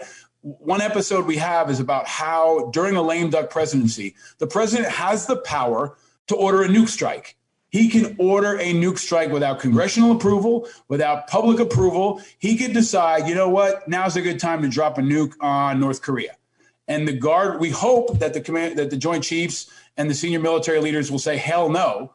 But he could also fire them and keep going down the list. And this creates all kinds of tumult and mayhem that our enemies are celebrating. The Russians love this. The North Koreans love this. ISIS loves this. This is like the most amazing present they could have ever hoped for, to see a pandemic raging our country, our political leadership in turmoil, the president saying that he doesn't respect a lawful election and refusing to leave. Right? Like, this is what the Russians would have loved to have cooked up in Putin's little lab. You mentioned While the Rest of Us Die, Secrets of America's Shadow Government on Vice TV. You're producing this. It's narrated by actor Jeffrey Wright, based on the best-selling book Raven Rock. This new series exposing the U.S. government's plans to save itself while the rest of us die. What can you tell us about this new series, While the Rest of Us Die, on Vice TV, Paul Rieckhoff? It's timely. It really underscores the amount of power that the president and other senior level leaders in our government have that you may not be aware of. We break down what happened after the strikes on 9/11.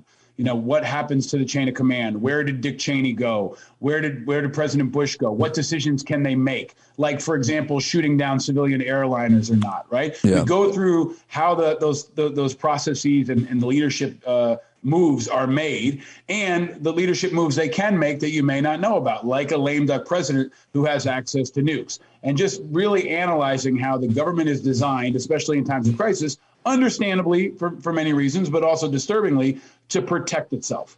The government is designed to protect our decision makers and our leaders while the rest of us could conceivably die.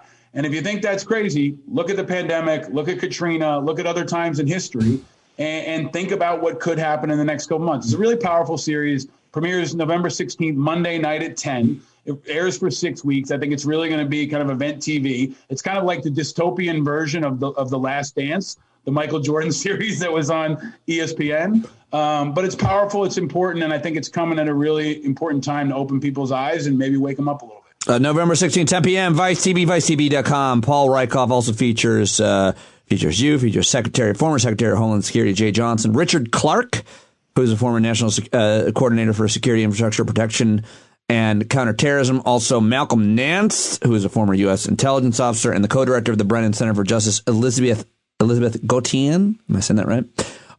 So let me ask you, and everybody should watch that, of course, and of course you should follow Paul. You should listen to Paul, his podcast, and I want to talk about that with you. But I want to talk a little bit about Veterans Day and veterans issues as well.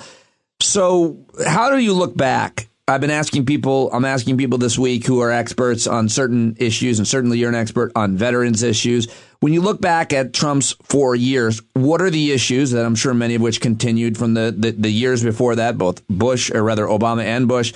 What are the continuing issues, and what did the Trump administration get right or wrong, if anything? I think the biggest thing they got wrong that I want to start with, because I do think it's the existential threat in many ways that weaves into everything we're talking about. They have politicized the military and veterans like we've never seen before in American history. We are the ultimate political props for Trump. He uses us, he manipulates us, and he disrespects us constantly. If you think about the Khan family, you think about the attacks on John McCain, you think about pardoning war criminals, you think about using us to squash peaceful protesters. And now, maybe the ultimate insult on his way out, the failure to recognize mail-in votes that come from thousands, potentially hundreds of thousands of active duty military. So in a place like Nevada, where the votes are still being counted, maybe as we record this, thousands of active duty military votes are not, he's fighting them. They haven't been counted yet because they're in places like Afghanistan. And he wants to throw those out. So I really think that's the most important issue for people to understand. Suicide's still an issue, of course.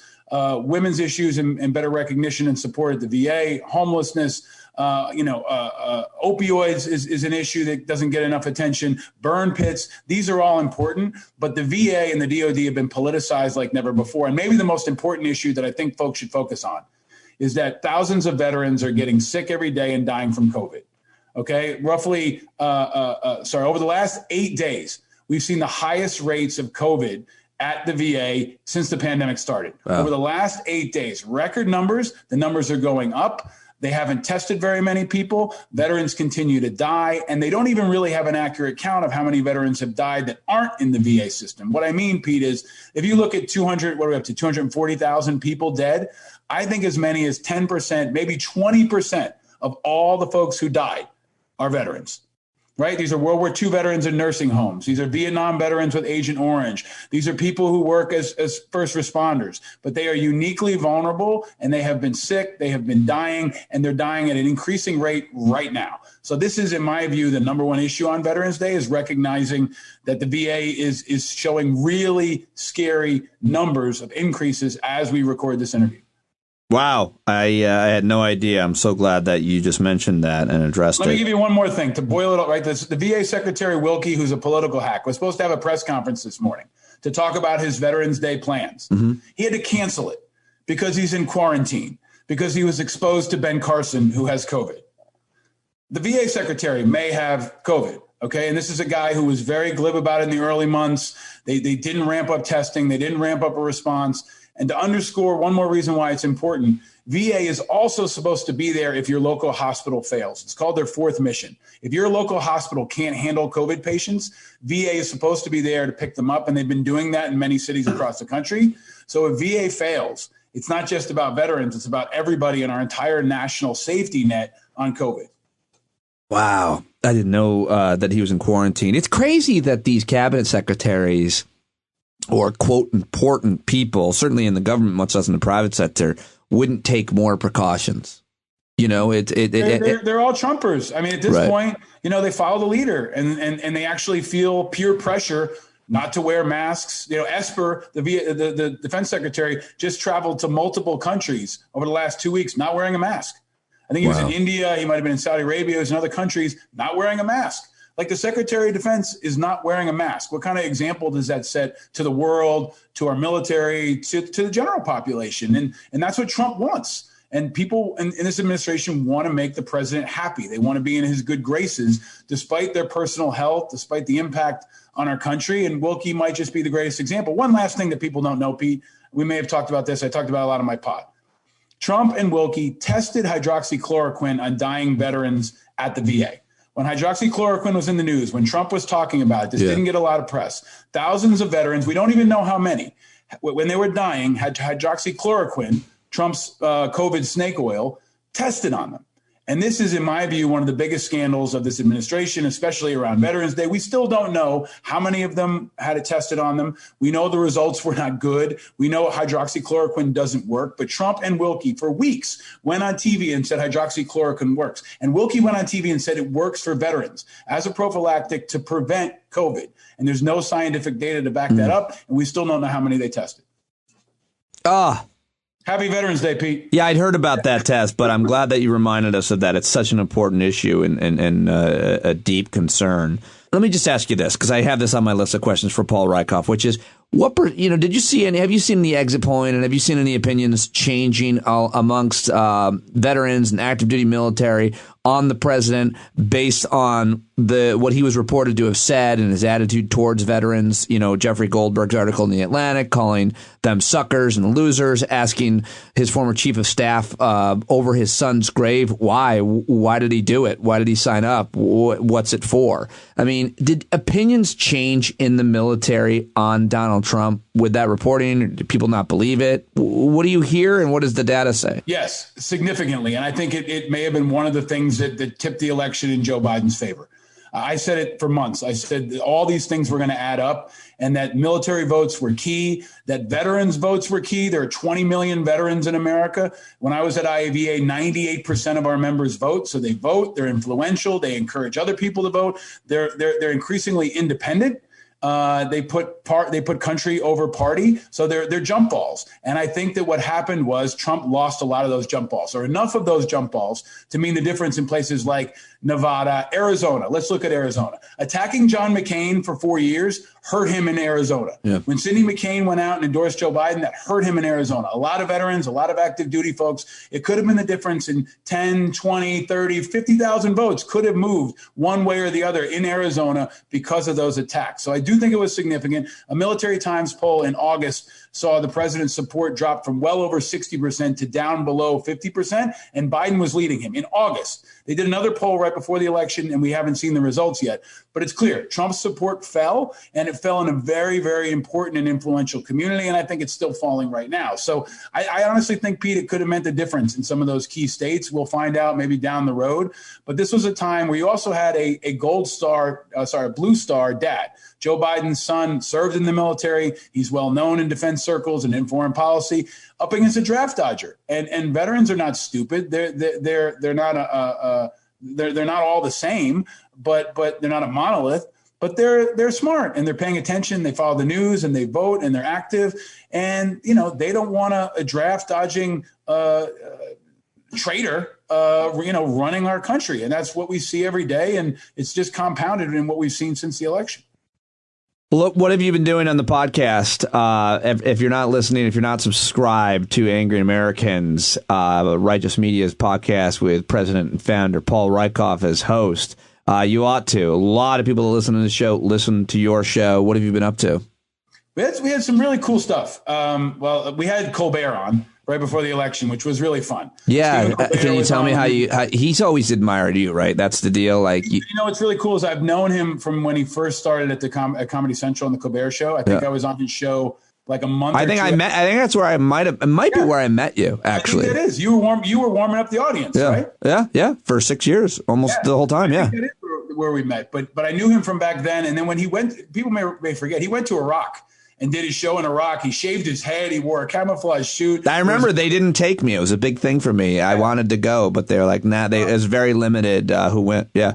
We talk about that. And I got to interview him from his house. There's video of it, angryamericans.us. I thought it was great to hear Colbert talk without being interrupted. Yeah. A long form discussion like you have. And that's why I like podcasting, because you can really talk to people. We had Secretary of Defense Chuck Hagel, who was a Republican under Obama, who came out in support of Biden. We had Mick Foley, the Mankind, the former WWE wrestling legend. He's not a political guy, but he came out and talked about why he was endorsing Biden and why this was so important. And then the latest episode, I have Molly McHugh, who's really, I think, timely. She's a cybersecurity information warfare expert who talks about how no matter who won this election, the Russians, Iranians, and other enemies are right now attacking our elections, attacking our infrastructure, attacking our social media, and they want what's happening right now. They want this division. They want this unrest. They want Americans divided. That's what our enemies want. And she actually gives some useful tips on how you can not help our enemies just in the way you use social media and the discipline that you can show that sometimes our president doesn't show on Twitter. So it's been fun. I appreciate all the support and everybody else's support. We got a lot more coming forward. And I always say, if you're not angry, you're not paying attention. There's more to be angry about than ever before, unfortunately. Even though Biden won, we got some rough road ahead. What do you want to say about Veterans Day today? It's obviously the COVID numbers are spiking all over the country. And so traditional celebrations and parades and gatherings, which I've attended with your organization, Iraq and Afghanistan Veterans of America, are obviously shelved. You're making, I know we talked before we started recording, a lot of media appearances, but you're not going anywhere. Nobody's going anywhere. No one's getting together. There's no parades. How do you do Veterans Day during a quarantine, during a pandemic? Well, Jeremy Butler, who you know I've had on your show, love Jeremy. Love Jeremy. Awesome job. I'm on the board, and I'm now there to support him as much as possible. They're doing a virtual march, the Save March. Folks can go to IAVA.org. You can be a part of that. You can march in your backyard. You can go for a run. There's ways to be a part of this online community. I think that's creative and innovative and important. I'm trying to use my platform to educate people about veterans issues and about Veterans Day. I'm going to take my sons down to the local American Legion, where we're going to socially distance and I'll have a beer. But it's also, there's two big things about Veterans Day I want to try to elevate, Pete. I threw out an idea that's not going to happen, but Veterans Day started as Armistice Day. It's when World War I ended, when the armistice was signed, recognizing the end of World War I on 11/11/11, the 11th hour of the 11th day of the 11th month. I think we need an Armistice Day in America right now. I was hoping that Trump would use this, and I threw it out there, hoping maybe somebody would see it. I thought it would be the perfect day for him to invite Joe Biden to the White House and say, you know what? We're going to try to find a way forward. We both agree on one thing, and it's veterans issues, because it's actually the one thing I think that can unite Americans. So I was encouraging the White House to consider that. Obviously, they're not going to do it, but it was an idea that I threw out there that I thought was important to really make much more of Veterans Day than just another parade or 10% off on your mattress. The other thing is I've been trying to lead a campaign to make our holiday, Veterans Day, a day you can vote. We want to donate Veterans Day to Election Day. Election Day is not a national holiday. Veterans Day is. This is the first national holiday we've had since Election Day. And the idea that I've had and Norman Lear and other influential veterans have supported is, let's consider donating our day. The best thing we could possibly do to invigorate Veterans Day, get people to care about it, understand what it's all about, is give our national holiday up to Election Day. And let that be our ultimate show of sacrifice and love for country, and let people have time off. If you're one of the millions of Americans who had to work that day, I bet you would have liked to have had the day off so you could vote. And that's an important idea that we're throwing out there that we hope folks will consider. I like it. That's really cool. Let me just ask your personal opinion. Just me and you now, Paul, talking about shit and everything. You want to ask me about your studio? And the really you talked for a long time before I hit record. What do you want to tell people? How do you want to describe the studio for people listening that might not have seen it yet? It's sexy. Yeah, I think it's sexy. I think it's kind of got this spa Prince vibe. It's all about that light. Lighting is such a big deal, and I have this like red blue. It turns everything pink, and I think it affects people. Well, purple is our color at Righteous Media, and I like purple. It looks really cool. It looks like a place I want to hang out. It looks like a place I would have gone to drink or hang out pre-COVID. But I think it's sexy, Pete. I think it's really cool. Someday you will step foot in this shed, this 72 square feet. I'm not sure it can fit both of us.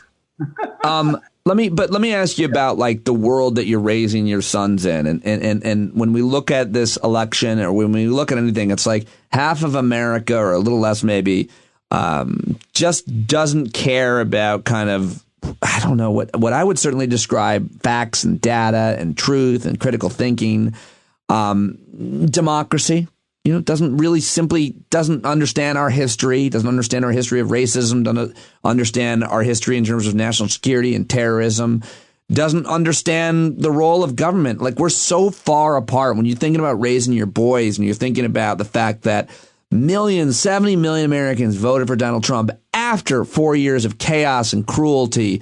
You've coined him, President Mayhem. I mean, like, how how concerned are you about just what the moral baseline in this nation is, a nation that you volunteered to serve in its military? I'm deeply concerned, but I also know this country. Like, I've lived in Alabama, I've lived in Georgia, I've lived in New York. I think I've probably been to every state except for Alaska.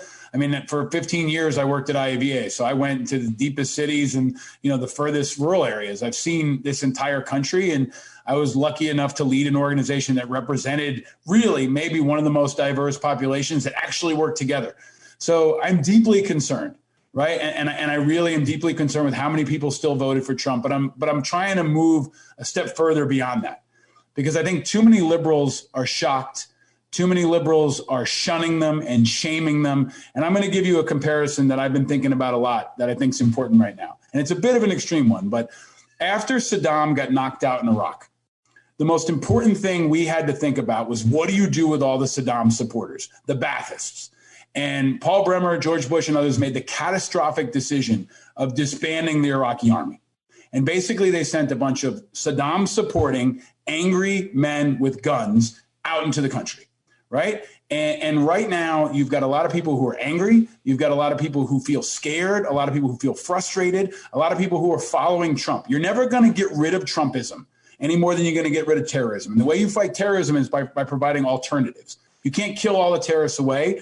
And the Trumpers aren't going to go away. You have to give them alternatives. You have to give them off ramps, and you have to give them a place in the future. And I think the most important thing that Biden has to do right now, as soon as possible, is talk directly to them. He's got to talk about how there is a place for them in the future. Give them jobs, give them opportunities, give them on-ramps, create infrastructure, other ways that make them a part of this future. Because the longer he waits, the deeper they go and the more ready they get to fight with Trump. Because Trump's not going anywhere. I think he's going to leave. He's going to start a resistance, and then he's going to run again. And he's going to give all those people an off-ramp right back into the same stream. And right now, that's a recipe for a lot of unrest, a lot of violence, a lot of instability for a long time to come. So I really think it's going to sound, I think, crazy to some of the liberal people especially. But I think Biden really has to talk to those people right now in a focused way and say he's talking to them and give them an opportunity to be a part of what we're building going forward in a way that obviously recognizes that we don't accept racism and Islamophobia and hate and all those other pieces. But if you don't bring them in, you're going to be fighting them and politically and maybe in other ways. And that's what keeps me up at night. That's what really terrifies me. I mean, I think I'm on board with that. I think you're going to be fighting them anyway. I think they're going to consider this to be an illegitimate election. I mean, they think that Joe Biden is a pedophile. Is that going away? But I wonder what you think of the idea of there being a prosecution of Donald Trump and a whole bunch of other people that worked alongside him for all kinds of crimes and corruption that he committed while president. Because some people will say we got to move forward and not look back. I mean, and I don't think that worked for Obama on torture or financial crimes. And I don't think it worked for Ford with Nixon. I don't think America generally wants to let people off the hook. But if we're going to work with these Trump supporters, if we're going to welcome them, and support them and offer them opportunities, aren't they just going to be pretty pissed when their hero, when their savior is being prosecuted? Some of them will.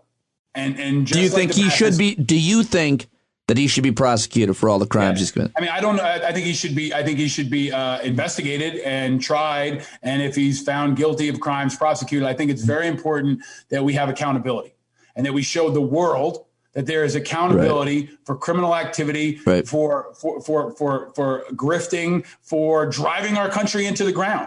Right. Like I think there has to be an examination of his record and if appropriate, a prosecution, because I think we have to show. I want to see him in handcuffs. Right. I want to see him in handcuffs. I want to see him in a jail cell, just like I want to see Saddam Hussein in one, because I think it's important that we show the world that there's accountability for the destruction that you've done on this country. But it has to be grounded in the law.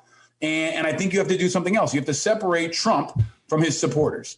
Right. Like, and I'm going to keep stretching this. I'm sure somebody's going to attack me over it saying, oh, Trump's not like Saddam. They're very different. But the comparison is important. Right. I think it's an interesting one. Sure. It's a cult. Because we need to tell people that, look, you may have supported Trump.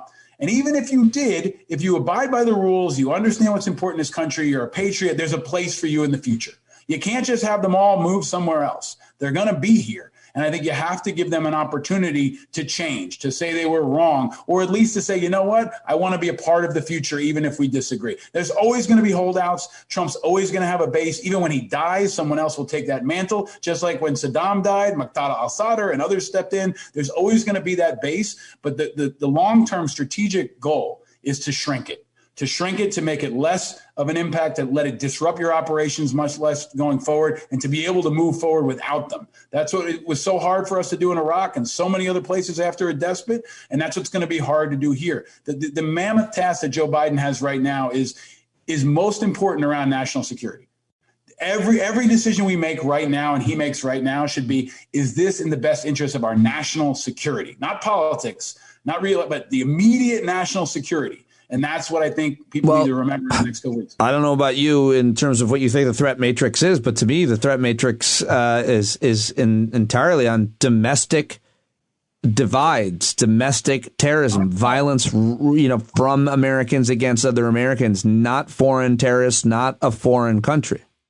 No, that's why I bring this up. That's why I think it's the Defense Department has said it, the intelligence community said it. The most immediate threat to our national security is domestic terrorism. White nationalists, the Proud Boys, right? You are more likely to get run over by a Proud Boy with a pickup truck than you are to get hit by an Al-Qaeda, a suicide bomber, right? I mean, we're not even talking about school shootings anymore, right? That used to be what we're talking about. The most immediate threat, in my view, to the security and stability of our country right now is, the fledgling elements of civil war.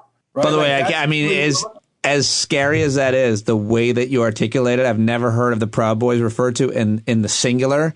And you said you're more likely hit by a Proud Boy, and they sound so weak, so much more weak and cowardly when it's just one Proud Boy. Well, they shouldn't be that proud of anything. But also, you know what? Like, I think we have to watch for just everybody has to keep their cool. And that's what I've been trying to say. Like, whatever you can do to project calm, whatever you can do to increase the peace. When that person in Walmart, doesn't wear a mask, or somebody cuts you off in traffic. I see your videos, man. I know you got the Trump flag out there, right? Like, I know it pisses you off, but like, we got to try to bring the heat down, because when you're fighting with that Trump supporter and that Trump supporter, the Russians love it. The Russians love it. Our enemies love it. They lick their chops and they say, thank you so much. You're giving us what we always wanted. So every decision each of us makes has to be about our national security and the security of our kids. You ask me about my kids, I want them to be safe. And right now, they might be unsafe at a gas station. And that is more real to me as a national security person. I am more worried about them getting caught in some stupid shit between two local angry people than I was ever concerned about them getting hit by a suicide bomber. Yeah, that's a really important opinion, especially coming from someone like yourself. All right, let me just ask you this last question. How do you generally handle it? Do you have anybody in your life, family members, friends who are big Trump supporters who disagree with you on a lot of what you say and think? And how does Paul Rieckhoff handle that? You're a tough guy. You're a veteran. You're a leader. You're in media. You wear a lot of different hats. You have a lot of credibility. It must be weird tangling with you. Yeah, man. You see my Facebook page? Like, I've been all over the country. I got a lot of friends from all different backgrounds. There's a lot of spicy stuff happening on my social media, and I'm an independent. I got to tell you, like, I get a lot of shit from Trump supporters. I don't know if you know, I got into it with AOC on Twitter this week.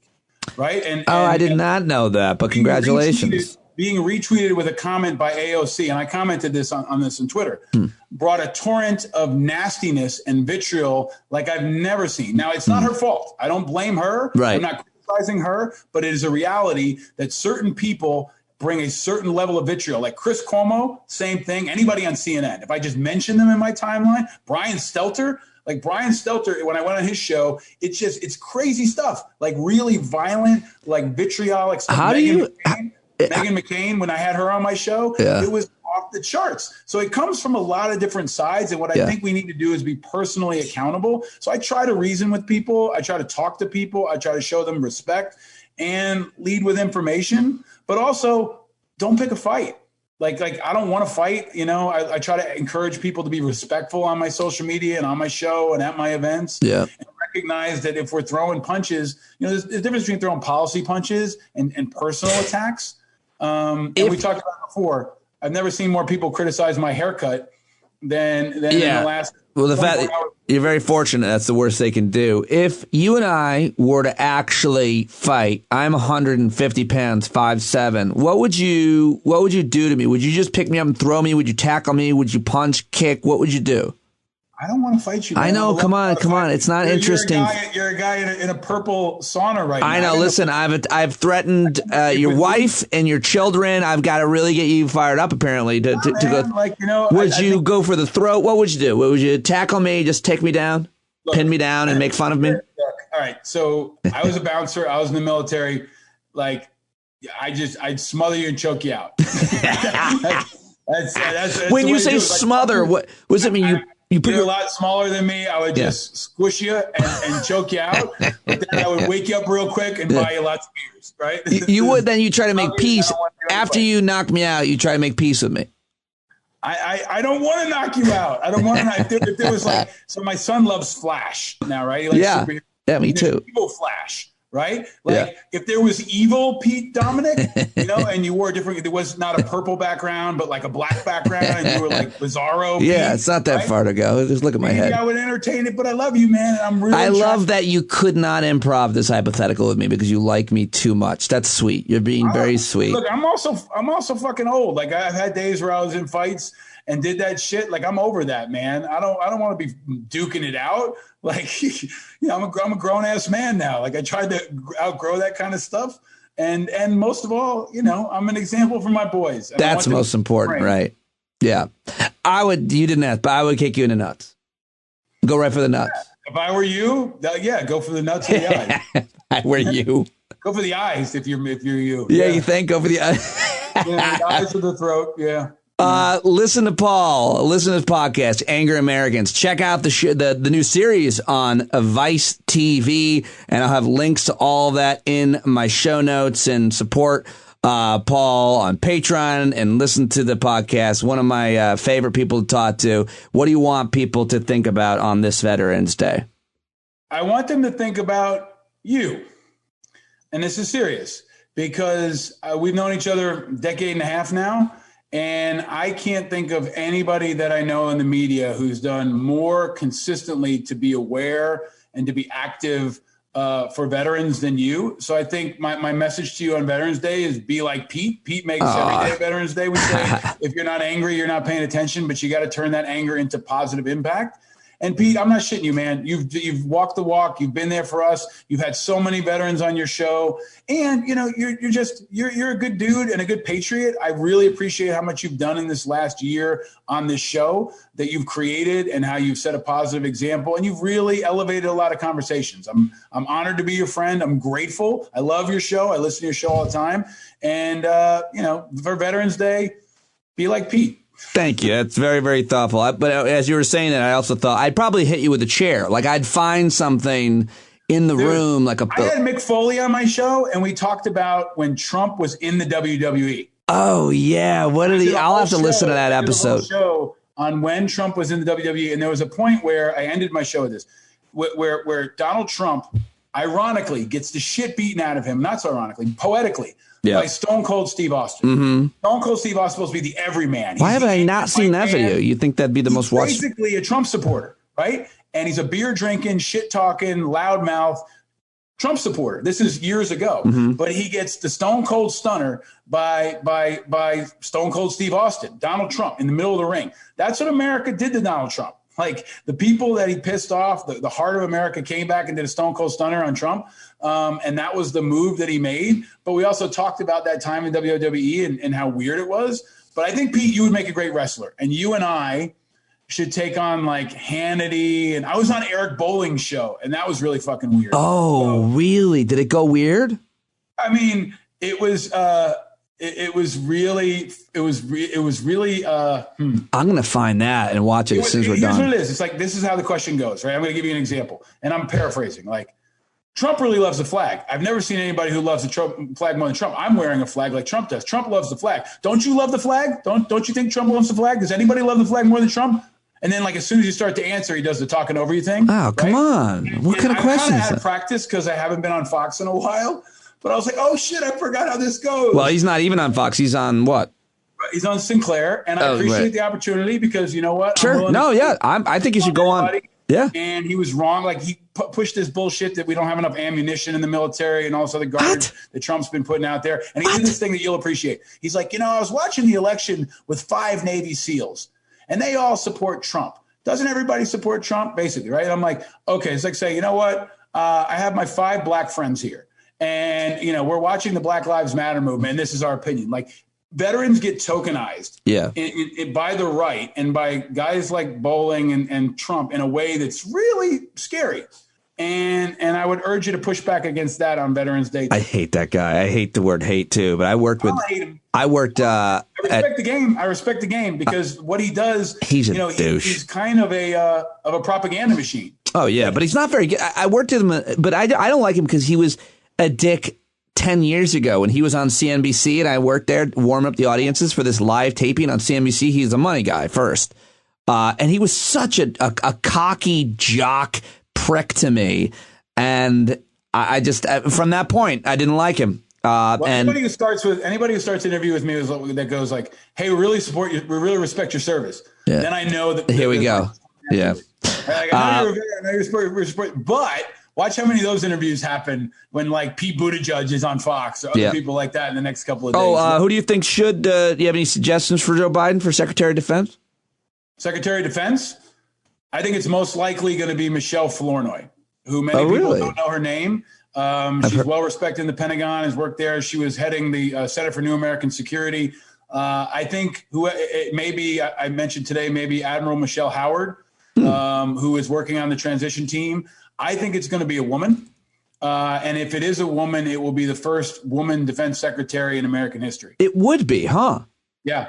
Wow. Michelle Howard, retired United States Navy 4-star admiral. Wouldn't you want to be the guy who appoints the first woman as Secretary of Defense? And you know what? If Biden's smart, he'll do it because you dare the Republicans to block it. Dare them to block a 4-star admiral, female, first, woman in defense secretary. Now, she hasn't been out of the military for 7 years, which you're supposed to be before you become Secretary of Defense. They blew that away with Mattis. Some have said they don't think Biden will do it because of that rule. But I think the rules are gone, and if he wants her, he should nominate her, and the Senate will. Michelle Howard, is she a black woman? Yes. Oh, wow. That's an interesting 2 choices, Michelle Flournoy and Howard. Those are my ones to watch. And by the way, I don't think it's going to be Buttigieg. I don't think it's going to be Tammy Duckworth. Where they go is going to be a big discussion too. Who runs VA? I don't think it's going to be Buttigieg or Tammy that run VA either. Buttigieg wouldn't take it because I think it'd be probably beneath him, but he would be a great spokesman. Buttigieg would make a fantastic Secretary of State. I'm going to say it. I know people think wow. It's like, he hasn't even gone through puberty yet, Paul. Look, I think that he is a fantastic representative for America. And we need to have someone on the world stage that can speak a bunch of languages and really represent us well, brings youth, dynamism, and understanding and diversity. It might be Susan Rice, who was also on my show, who was fantastic. But I think Pete Buttigieg, I think that's a good role for him, either there or at the UN. Dude, thank you so much for talking to me tonight. I'll let you go. I appreciate your time as always. Paul Rieckhoff, happy Veterans Day, and I'll talk to you again soon, man. Thank you. Thank you, brother. Thank you for having me in the pink layer. Well, the pink layer. Well, that could be another new nickname for the shed. All right, that's Paul Rieckhoff, formerly of IAVA, here on Veterans Day. Support your veteran, family member, friend, and in your community. And go listen to Paul's podcast, Angry Americans, on Righteous Media. Check out the new series on Vice TV as well. A great conversation with Paul, and that is today's podcast. Wajahat Ali, Paul Rieckhoff. Hopefully I will see you tomorrow night at the Zoom Hangout, 8 Eastern. You can join us if you're a subscriber. If you're not, sign up now for as little as $5. Patreon.com/Pete Dominic, because this podcast is free, but it is not cheap. I put a lot into it each and every day, hours and hours every day. So I really appreciate your support as much as you can give, and subscribe it now. All right, that's it. I'll see you on the Discord platform, which is going all the time. I'm actually going to check in on that right now, and you can as well anytime. That way I can feel a lot more secure in saying you're never alone if you're a part of the stand-up community. I love you, and I'll talk to you tomorrow right here on Stand Up.